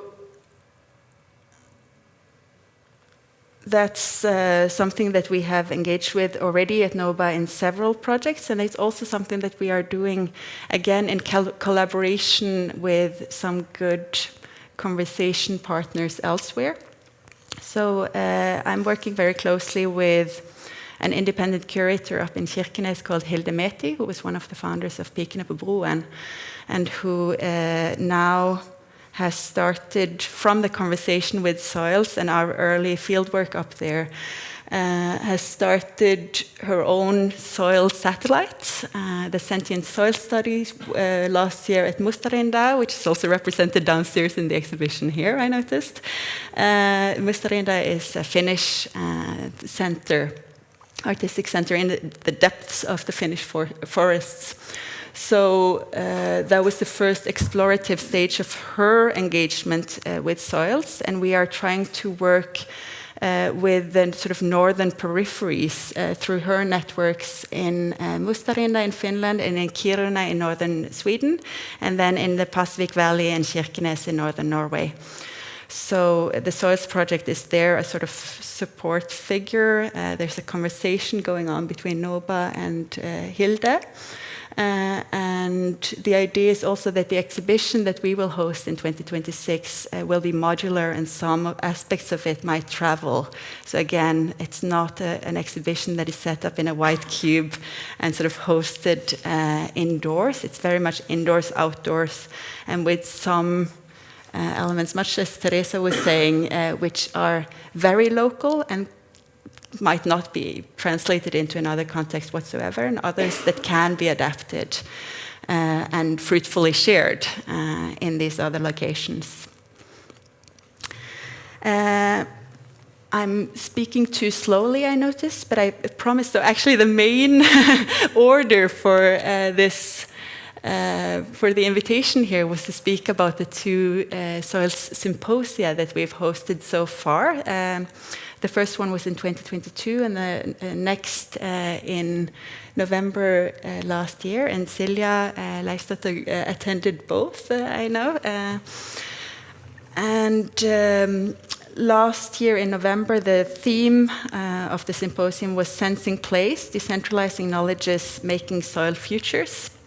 So here there was really a focus much in line with what Ida was describing around land ownership, relationalities to soils as something that is very much dominated by power relationships. We were working in collaboration with a British arts organization called Arts Catalyst, and their Soil Futures network project, which was a collaboration between the UK, Sheffield, and South India and Palestine, and the Struggle for Sovereignty collective in Indonesia. And again, out of scarcity, we weren't able to invite all of these partners to the symposium, but we had a representation of the Palestinian context in the Al-Fahad collective, which has done field work in the sort of far rural contexts of Palestine and their way of building cacti walls against Israeli settler communities as a sort of productive act of protection in a very difficult context. And this was also a process of preparing a symposium which was very challenging because of the Palestinian context. We had a couple of other Palestinian participants who were supposed to attend and who couldn't because this was just as the current situation exploded. So we were happy at least to be able to lift forth that context a little bit through the symposium, but then not really to include all of the representatives of that context, which we had hoped. And we drew the line from the Palestinian sort of indigenous context to the northern Norwegian one and the indigenous Sami. So the first presentation of the day was Marianne Lien, my colleague in the Soils Project and an anthropologist at the University of Oslo, who has for many years worked on bureising up in northern Norway. So this is the tradition of really seeking to bring the Western monoculture to the north, which was largely unsuccessful over time because these soils don't really respond well to tilling or to the tools of conventional agriculture. So she is referring to this very directly as colonization through the soils. In our event practice, NOBA tries very much to bring tactility and connectivity into the meeting situation. So we had several parts of the day which were interactive, which were outdoors. So one of those sessions was inspired by the Sounding Soils project in Switzerland, which are a PhD student in sensory museology at Witenparken and NOBA, Elise Mathilde Malik, has adapted to the sort of Ås Norwegian context, trying to create a soundscape in the kitchen garden at Ås. So participants at the symposium were asked to listen to the soils and to share in some way or form their impressions, to try to develop a language, whether through drawing or writing, for what you hear in the soil. We also had soil pigments and clay present throughout the day and encouraged participants to work with their hands to develop something as they were listening. And we had Maria Viftrup, who is a close collaborator in Denmark, and Jordens Hus, another interlocutor and common fellow traveler, I would say, who were developing soil relationalities in the Danish context. So there was a soil spa session during the symposium, and this is also an experiment day, the day before the symposium, for invited participants, so this Jordsans Soil Sense project of Maria Viftrup is a Nordic project crossing Denmark, Norway, and Sweden. And we hosted at NOBA the Norwegian Experiment Day, where she brought together professionals, experts in soil sensing from very, very different fields: artists, designers, philosophers, geologists, microbiologists, and so on, and got very different experiments from these professionals, which we all engaged in over time. And she also hosted such an experiment day at Munkerup Hus in Denmark, where there's an exhibition opening in a couple of weeks, and we will host the next exhibition, which is a bit smaller than the soils exhibition, but it's also then soil themed, next year at NOBA in the fall. So these are also slides, pictures from the Jordsans workshop. And just very briefly, at the end, the year before, we hosted the first soil-themed symposium at NOBA, which was called Humans, Fungi, Rottenness, and the Future of Soil, which had a very different thematic entry point, trying to really bring together a kaleidoscopic set of perspectives on soils, on fungi, with many artists, but also scientists. There was one soil scientist, several conversations between artists and scientists, and so on. Arne Skau Olsen, who is here today, was in a conversation with artist Kåre Grunvåg from Tromsø. There was Daniel Lee speaking about his fungal works. There were Malin Lobel and Jana Holmstedt from Sweden, who also have been very steady conversation partners with us since then.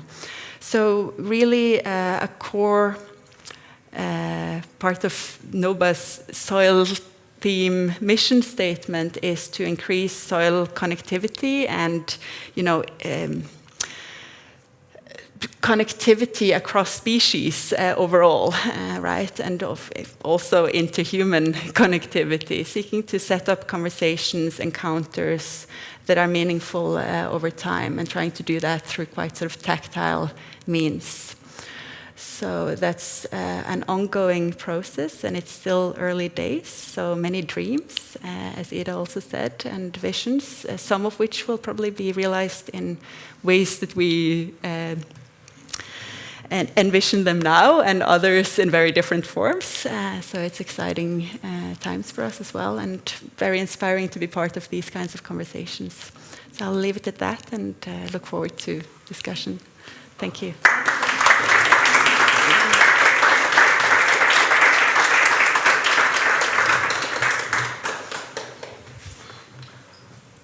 Okay. Yeah. Thank you, everybody. We continue with the conversation right away. Also because of the live stream, also such a formal question, but we won't really have a break. But of course, if you need to head out quickly or so, feel free to do. We'll start slowly, but we'll start right away. Oh, that's an excellent idea. Yeah. Wet throat a little bit. Mm-hmm. And also just to say, so we're starting this as a kind of discussion here around the sofa, but this is also like we can at any time also take a question from you here in the audience. That's good to open up as soon if there's a question. We have questions, and I'm looking forward to the conversation, but it's also like a possibility to ask. Yeah, maybe I start. We haven't really kind of, Celia, live shot there? Oh no, fire alarm? Actually, yes. Yeah, okay. Oh, wow. Well, so we get to stretch our legs.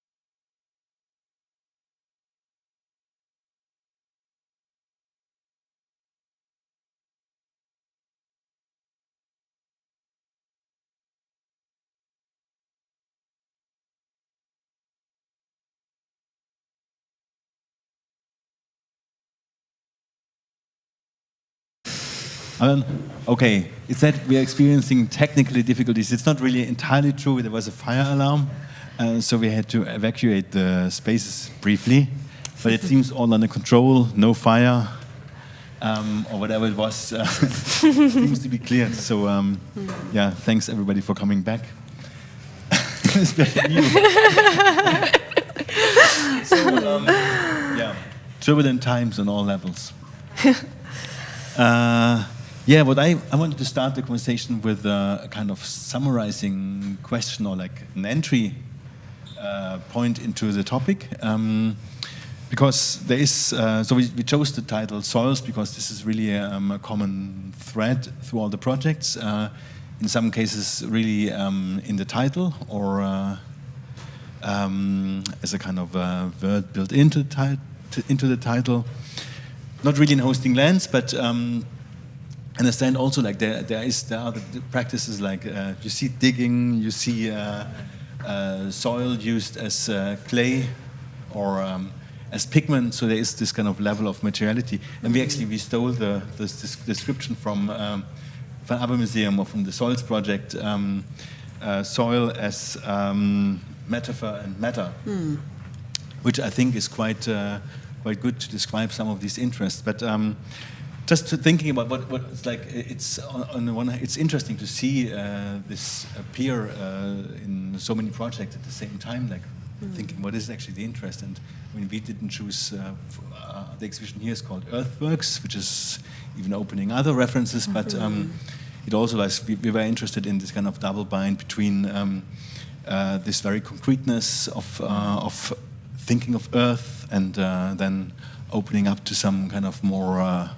broader questions, like connecting it to work and this need to sustain actually a living environment, and what does it mean? What does it need to be sustained? Just like justice and care and so on. So I was interested in this kind of double bind in a way. On the one hand, this concreteness, which opens up to questions of locality, of nourishment, ecology, heritage, actually. But then also this complexity that's embedded in earth or in soil. That's so much is happening there. It's chemistry, physics, history, etc. And it all comes together in really kind of very condensed. If you look at soil, it's all in there. And then I also had to think of another aspect that's connected to complexity, but it's the kind of the aspect of uncontrollability, that it's like at least in kind of dimensions of what we do, cultural practices, but also I guess research or scientific practices. It's incredibly complicated to actually control even our field of vision towards soil, and maybe in the arts context, probably you all experienced that. It's very difficult to get soil into an exhibition space. It's actually often impossible, and if possible, then connected to loads of efforts. And and then so my question was, besides all this, there must be also other reasons. Maybe like that I was curious to ask about, like maybe personal approaches or things connected to a background that led to this focus. And I guess, I mean, gardening, for example, it seems often to be a thing that maybe a fandom for concrete soil and growing vegetables and having time to think. So yeah, maybe we take the round, Ida. So you're asking about the kind of like personal, like what drives, what could like be the personal drives behind such projects. I mean, I think I want to say, I think in general the work we do, the drive is, I think something that is shared, a shared kind of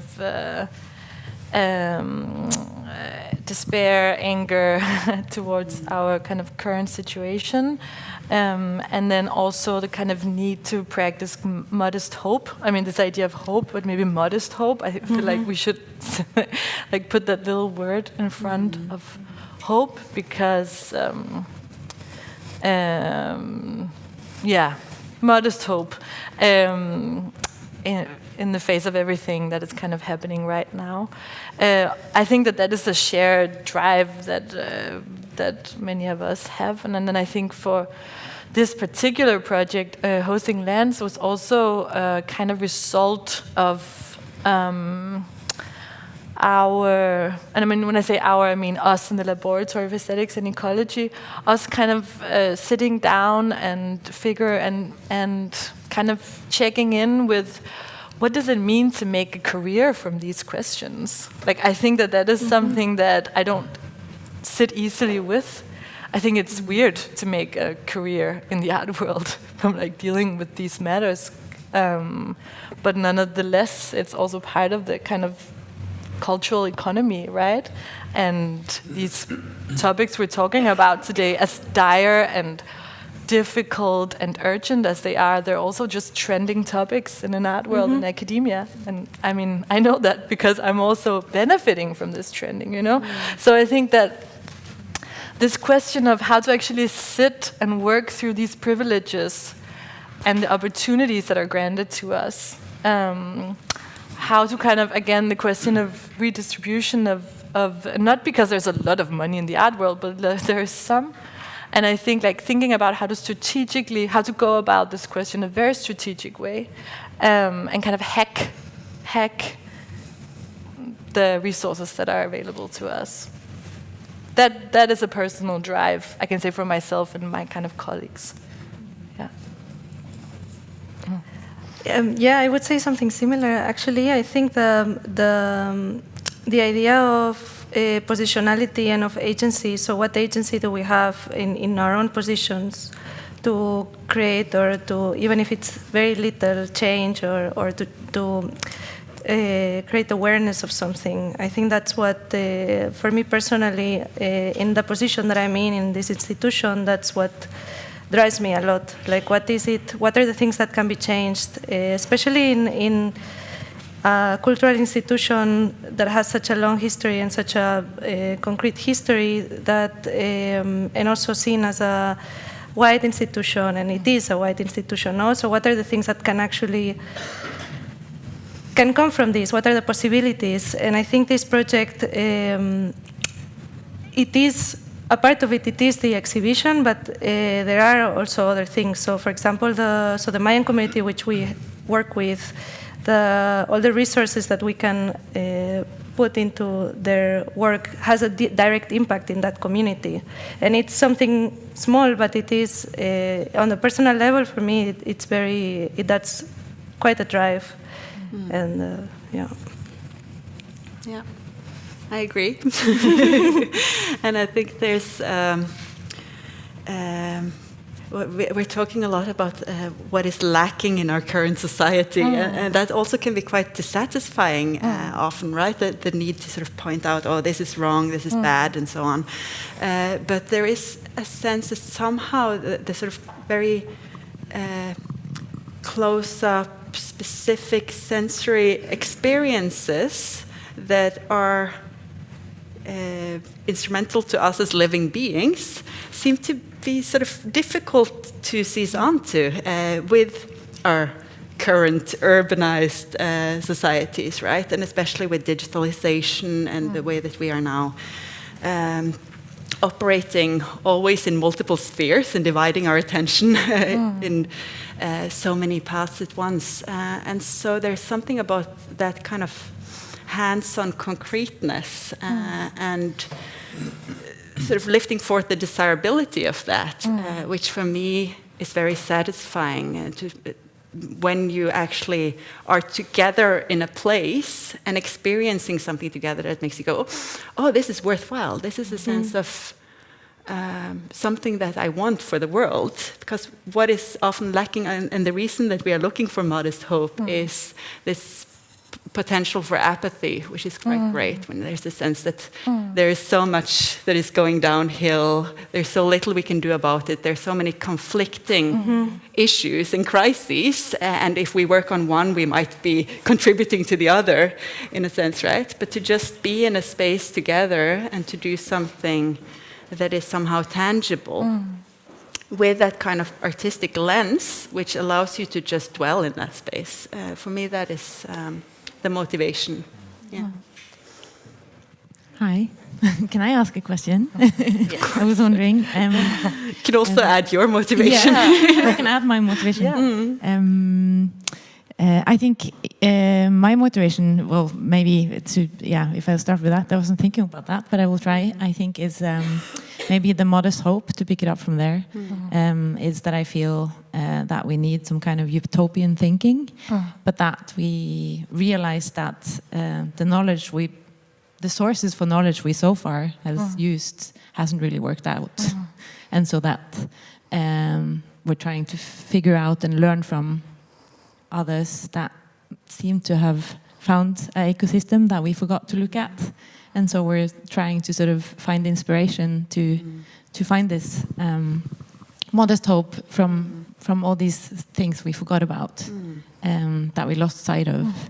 And that's one of the things that I found sort of inspirational. And then I also wanted to sort of ask a question that I don't know how to formulate, but because if we talk about soil as a metaphor, the most obvious one for me is the cycle of life, right? And so it represents to me both death, it's what I will become when I die, and it's also where the life grows and where the seeds are and where it's the spire, so it's this thing. But then it's also what is in between life and death.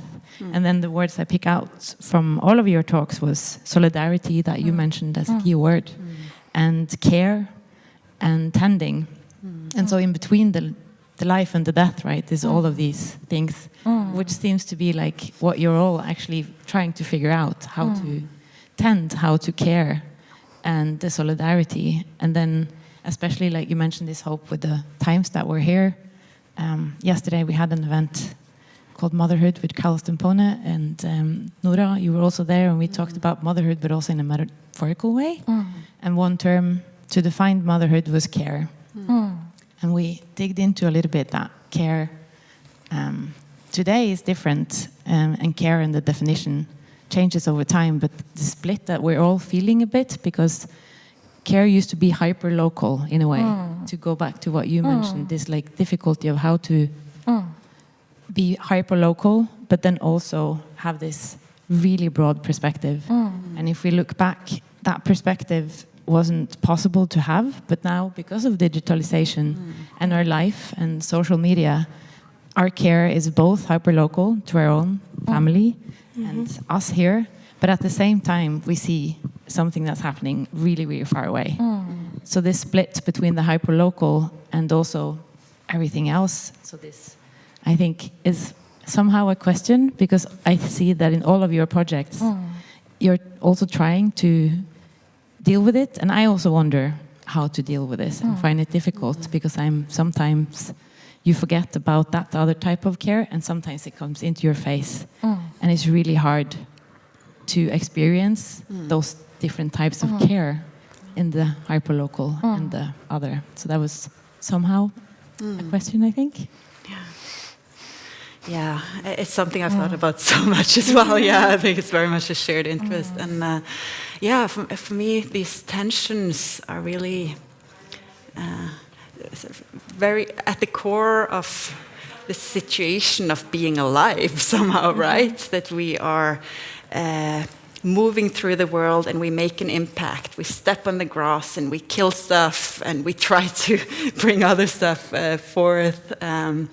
We're sort of constantly engaged in these relationalities, right? For better and for worse. And we try to care. And then care is such a positively charged word, but it's also problematic, right? Which is something we also touched upon yesterday, because it's something that makes us want to lift forth the things that we care about over everything else.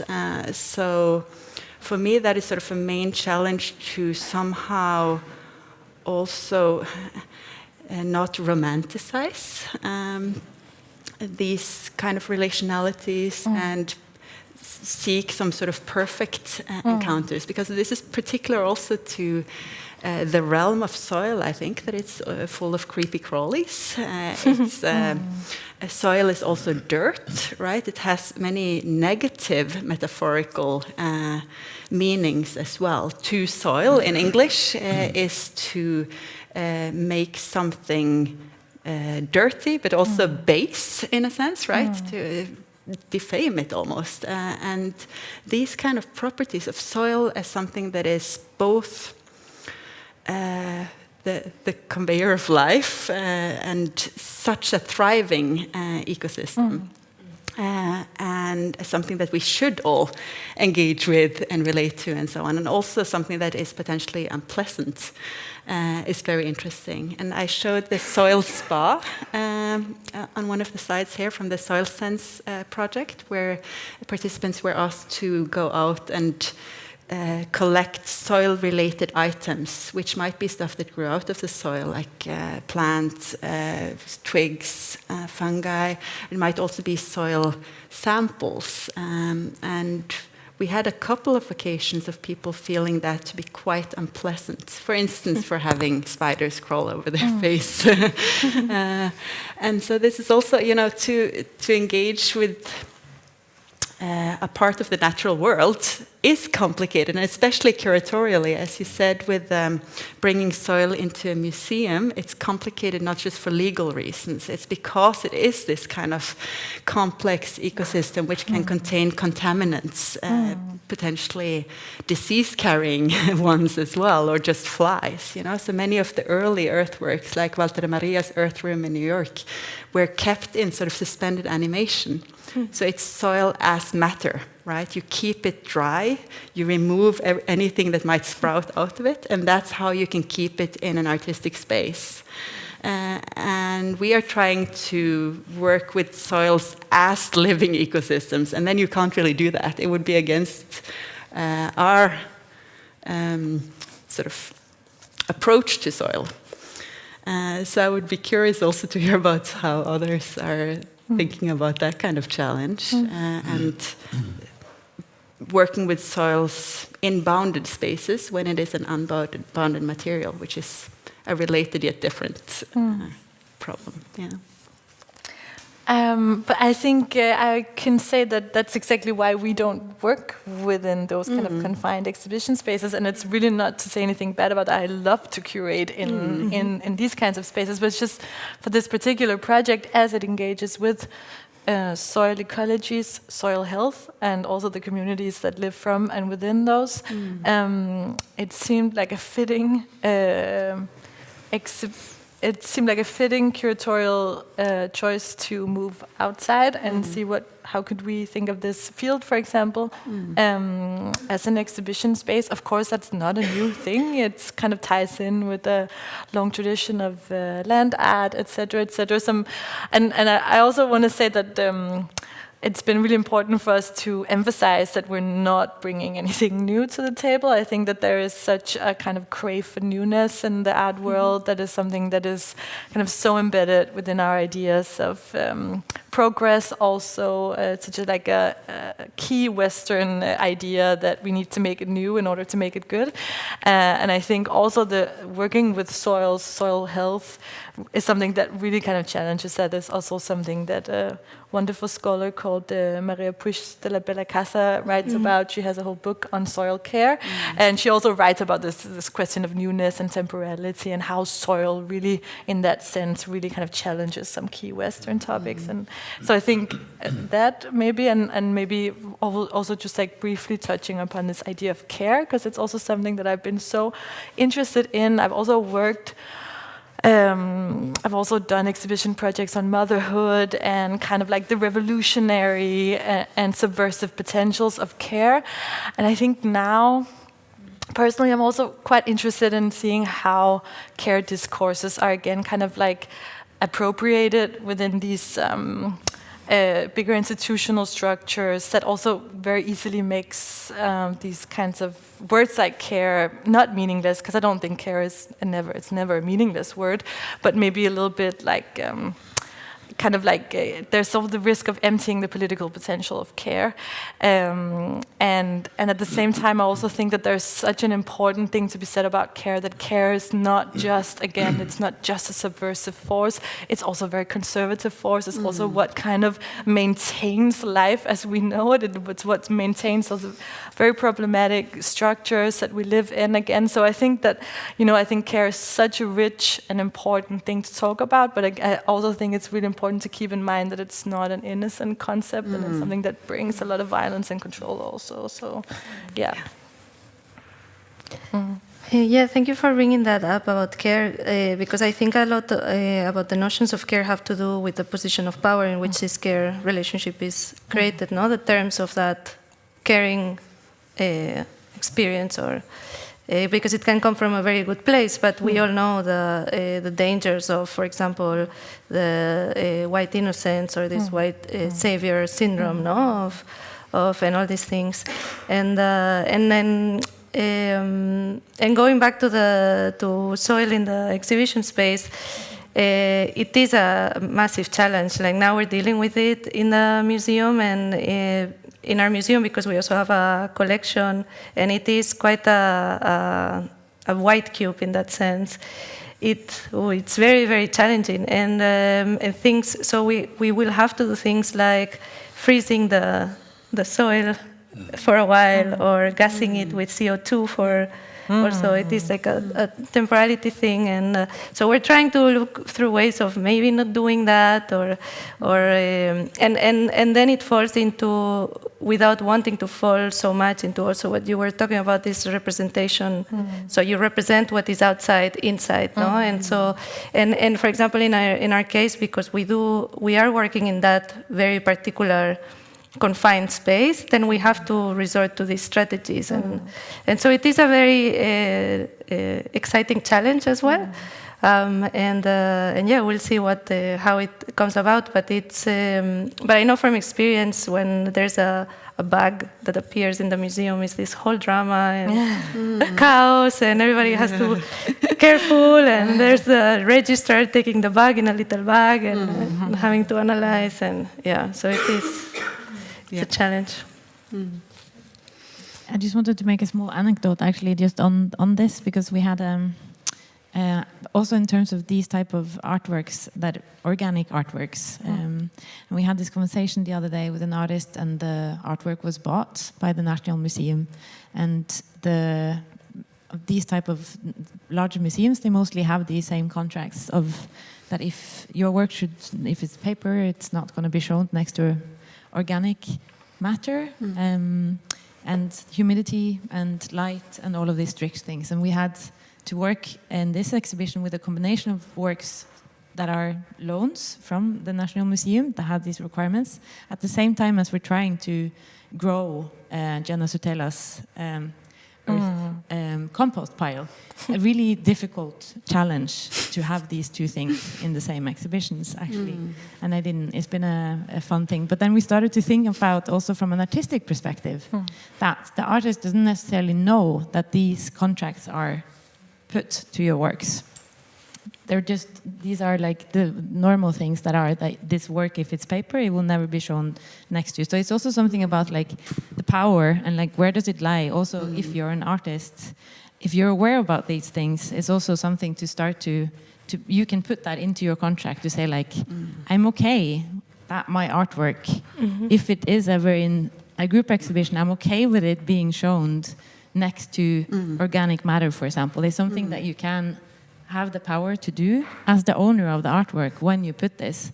And I just thought it was like a nice conversation to like, you don't think about these things, but we do have a challenge as these white cube institutions of how to show organic matter. And in this exhibition we actually have life where we don't want life, and then we have less life where we do want life. So we have a coffee cup with mold where we don't want mold, and then we have Jenna Sutella's work where we want more life, but it's really hard because we're a white cube and we don't have light because we don't have windows.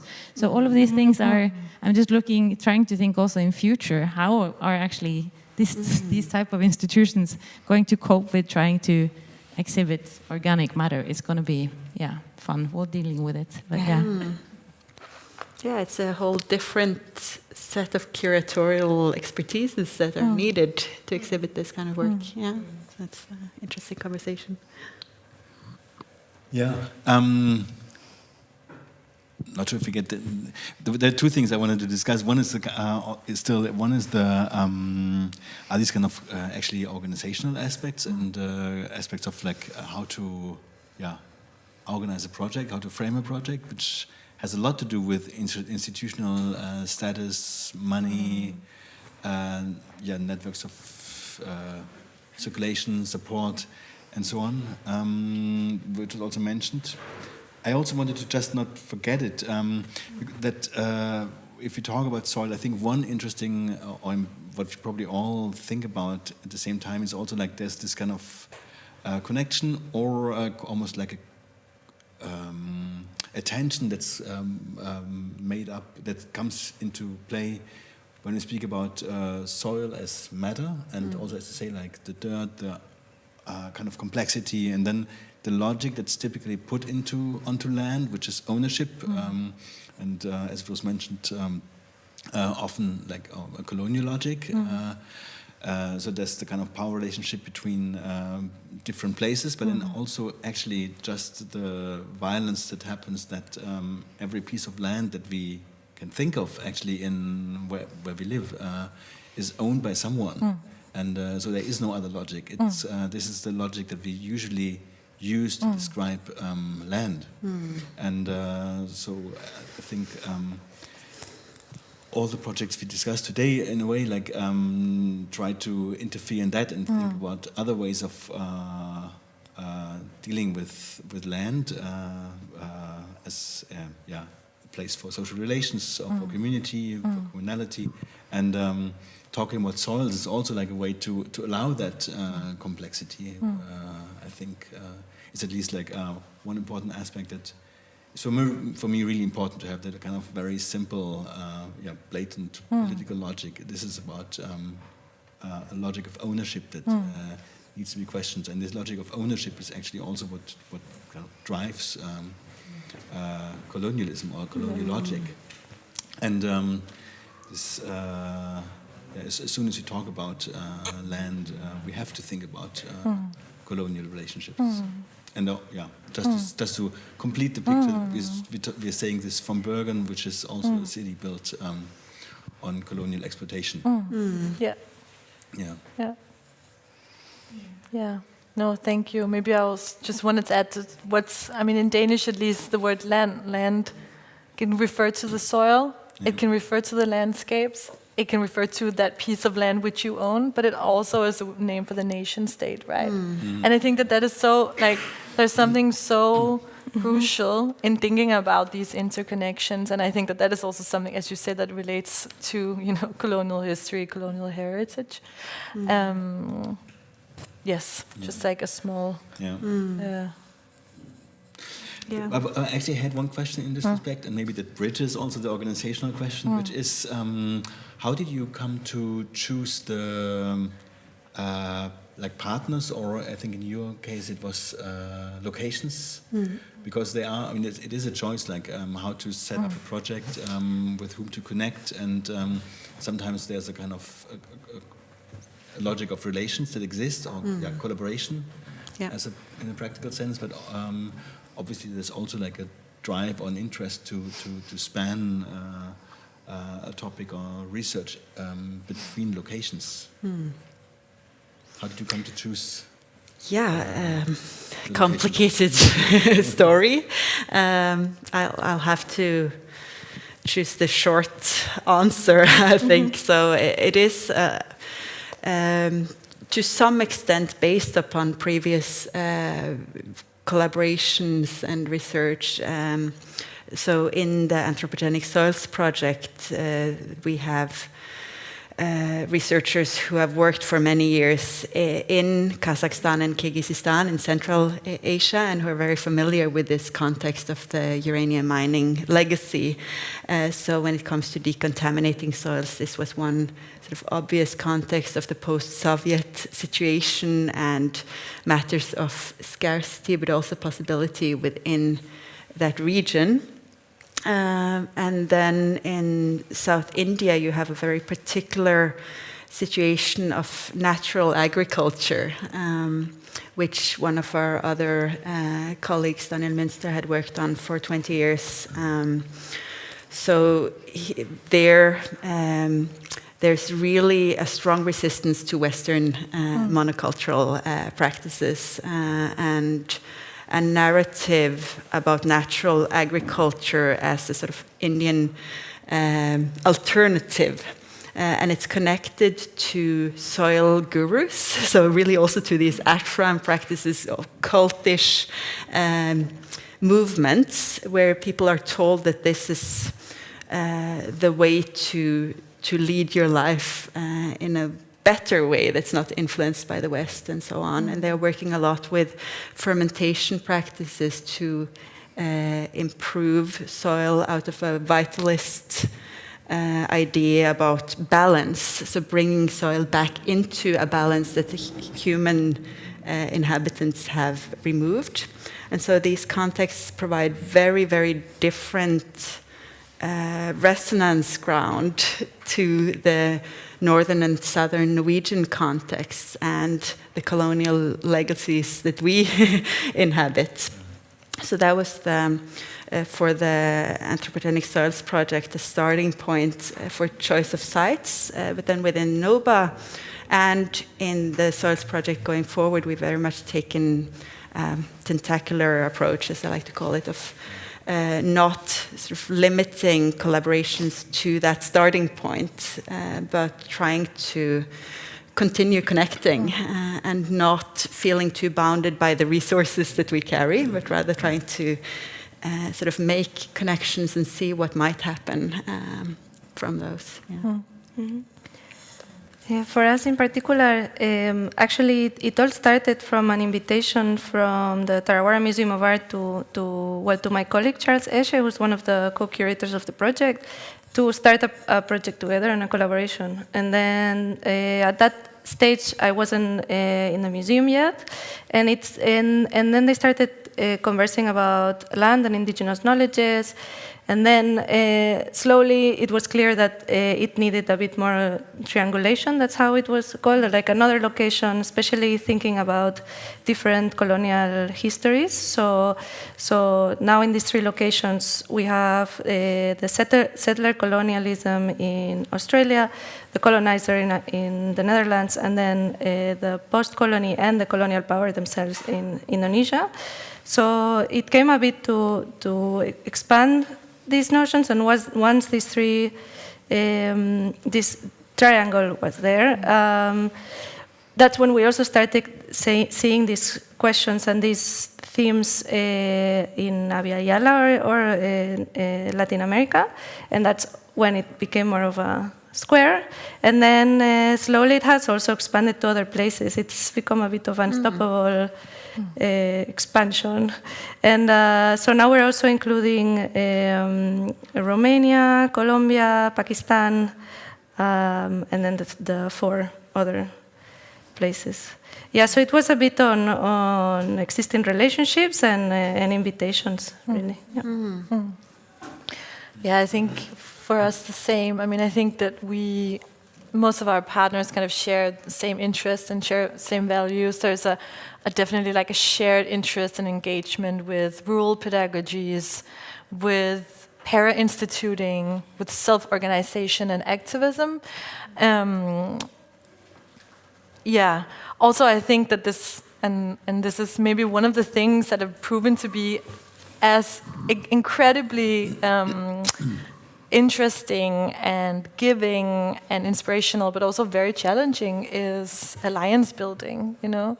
And I think what you said about building trust, that really hit home for me, because I think one of the main things that I take from this project is how long time it and work, apropos care, it takes to build trust, but also that trust is something that you need to kind of have and cultivate and negotiate ongoingly in such a project. And I also feel that that is something that is not like, that it's just like often overlooked in these conversations. It's like, it's everyday work, right? And it takes a lot of, commitment, and it needs like conflict management tools and all those things that is like usually not really part of the grand narrative of an exhibition, right? But it's like all this, like these long processes that can be hard and that can be beautiful at the same time. So I think I want to answer that the kind of commitment to this, like building alliance across difference, across geopolitical context, and also just across privileges and positions. I think that's something that really binds us together. Yeah. Maybe I think because I also thought about. It makes me think about resources, because of course the first thing and that we talked about was you were lucky, you have lots of resources also because of Kubefonden.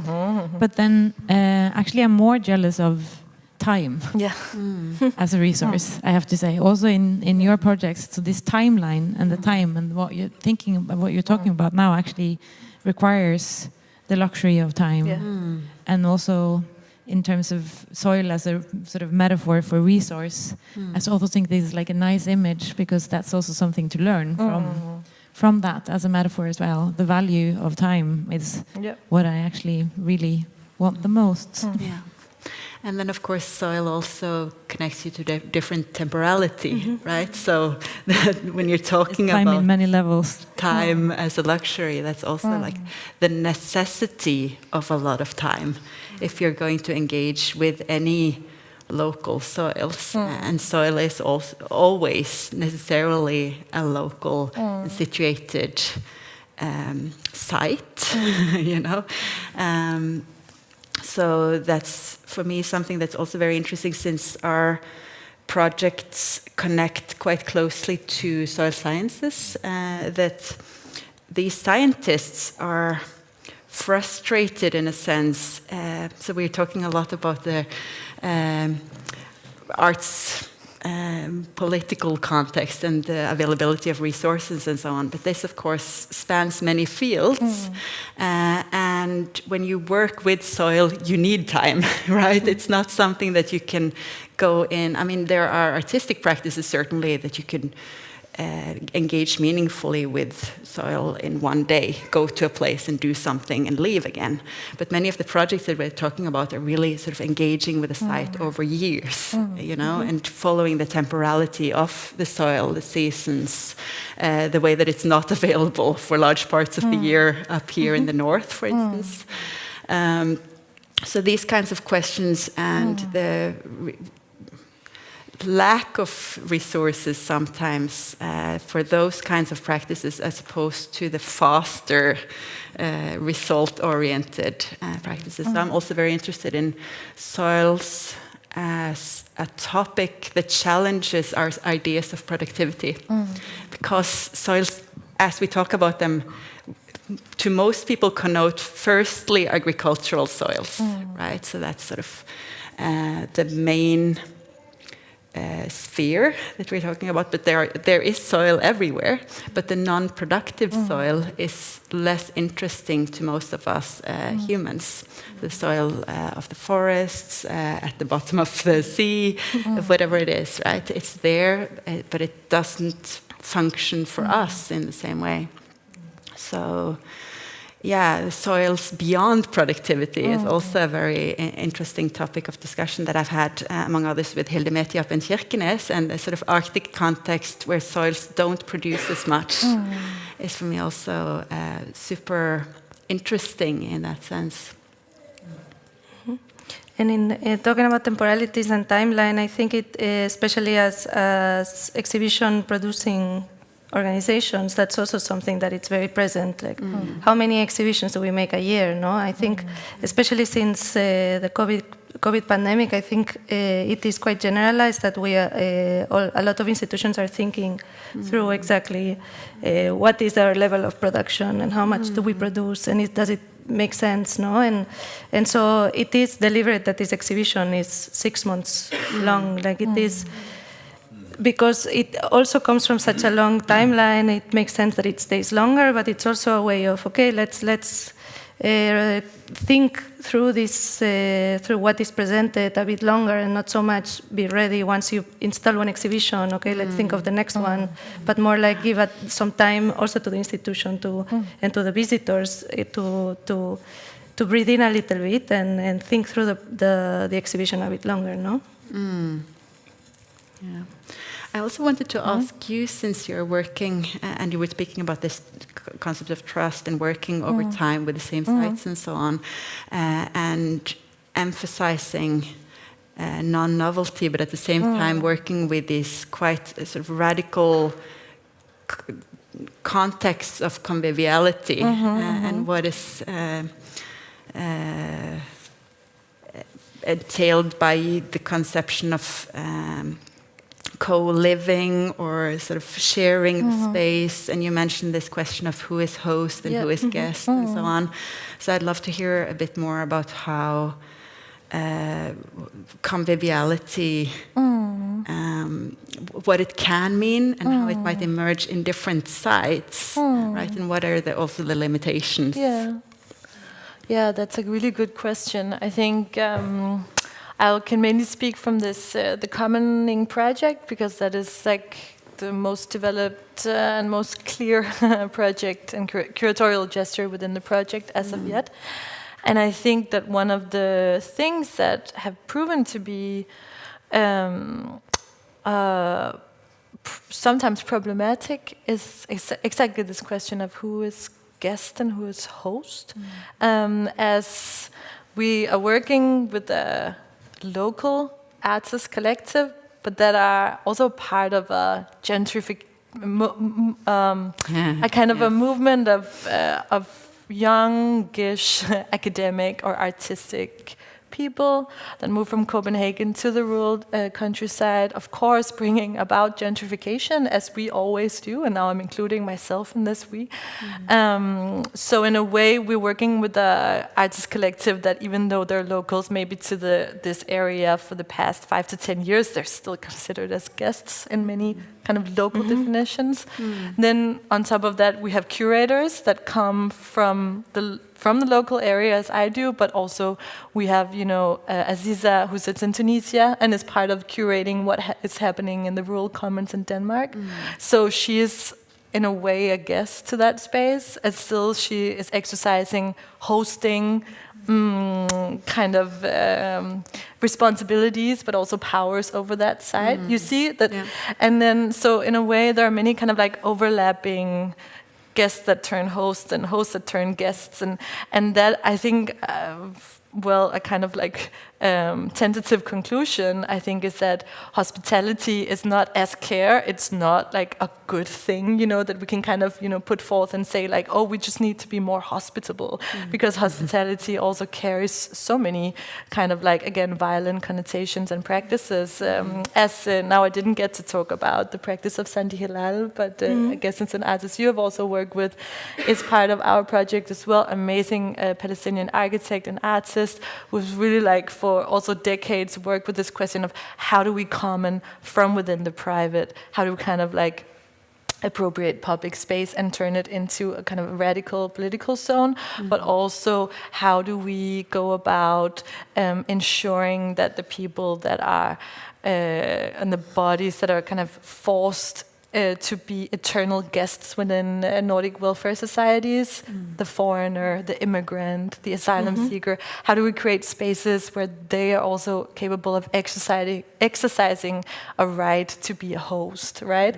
So I think, and I think that these questions are so like, they're so full of political tension and potentiality, and not to say that they're never innocent. So I think that that's at least something we have really come to understand, is that what it means to be a good host, that is not an easy question, right? And it does not have an answer, but it has a practice. And I think that that's what is so important also about what we're talking about now is that it's not something we can theorize about.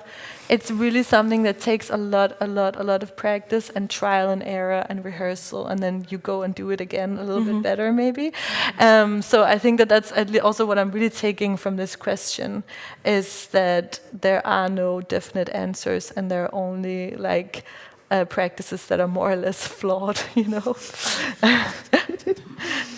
And just to continue that, because the question, one of the questions is also like, who's the you or we? And speaking about these now as projects happening in a cultural context, like host, like we all speak from a somewhat institutional perspective, and so what is also like, what is possible to do within an institutional framework, which is not just money and a building, it's also like a social context. Like how far are we able to go with something, and how ready are we as an organization to be a host for something. So where we also like, it's always good to stretch, but on the other hand, it can really also do harm to projects and to people involved on all sides if an institution is actually not capable or it does not work as a context for a project. And I mean, institution and also the kind of site, the city, society around an institution, which is then something that goes far beyond a single person or a curatorial dream. Or something like that. It's but it's really about this is also part of the work, is to create these contexts, to work further on making things possible, which is incredibly collective work, something that's also often feels a bit like soil. You can't really control it.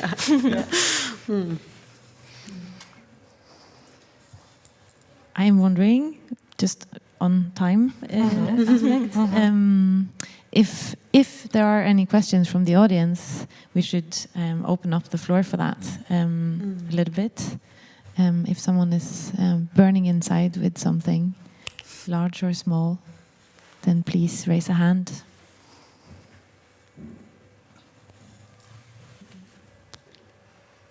Are you sure? I was thinking about one.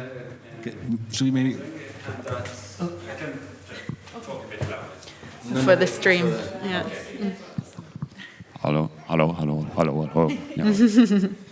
Yeah. I was thinking about in Norway, where it's something called Norsk NS, Norsk Standard, and or in Europe it's CE, certified European, and this is about like could also say it's kind of like bureaucratic and standards.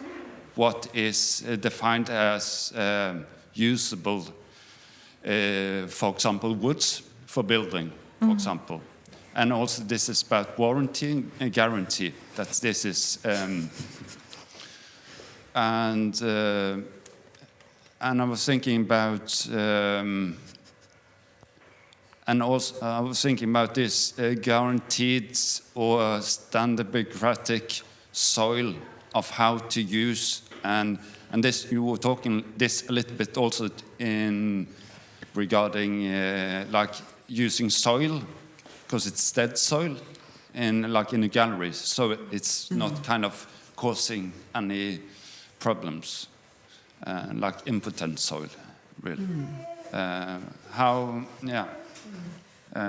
not sure where I'm going with the question, but it's kind of this soil like being godkjent på norsk. Then and also like this for example also with like permaculture, like biokull, it's not really allowed for use it because you can't really control it in a sense, and kind of this what I'm thinking about is countries' borders, where you are not able to sell the products, for example, because you can't.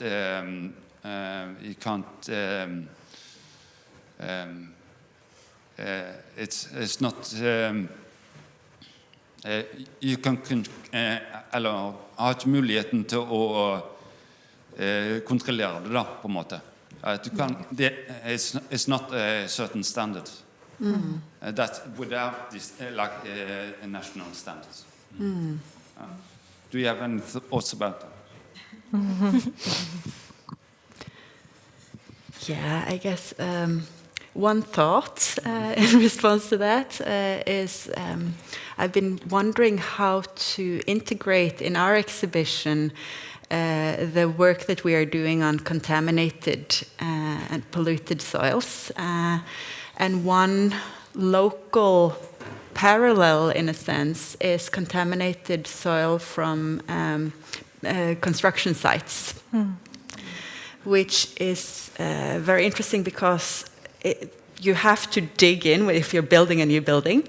And often in urban contexts, the soil that you're building on has been used previously for other purposes, which might be for food production, but is often some kind of industrial context as well. And these soils are automatically considered then contaminated and are shipped away to be purified.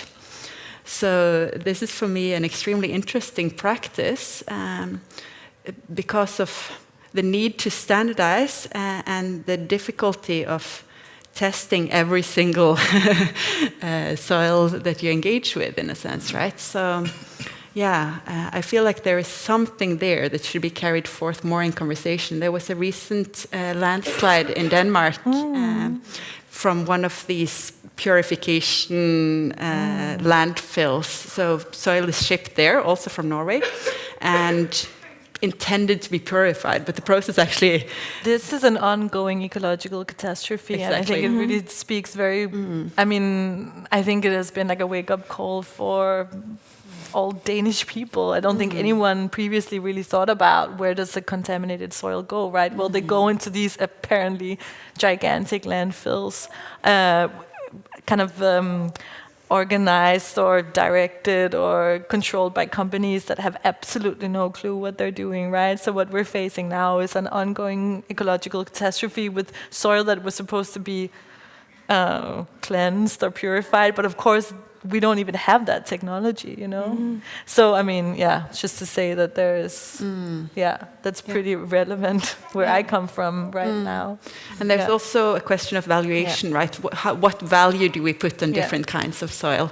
So at NTNU, where I work on a daily basis, there's a project called Green Move, where they're trying to sort of address the fact that soil belongs in a place. And if you move it, you upset that ecosystem, right? But some soils are considered valuable because they are good, nutritious food soils. So then they are worth moving or trying to preserve somehow.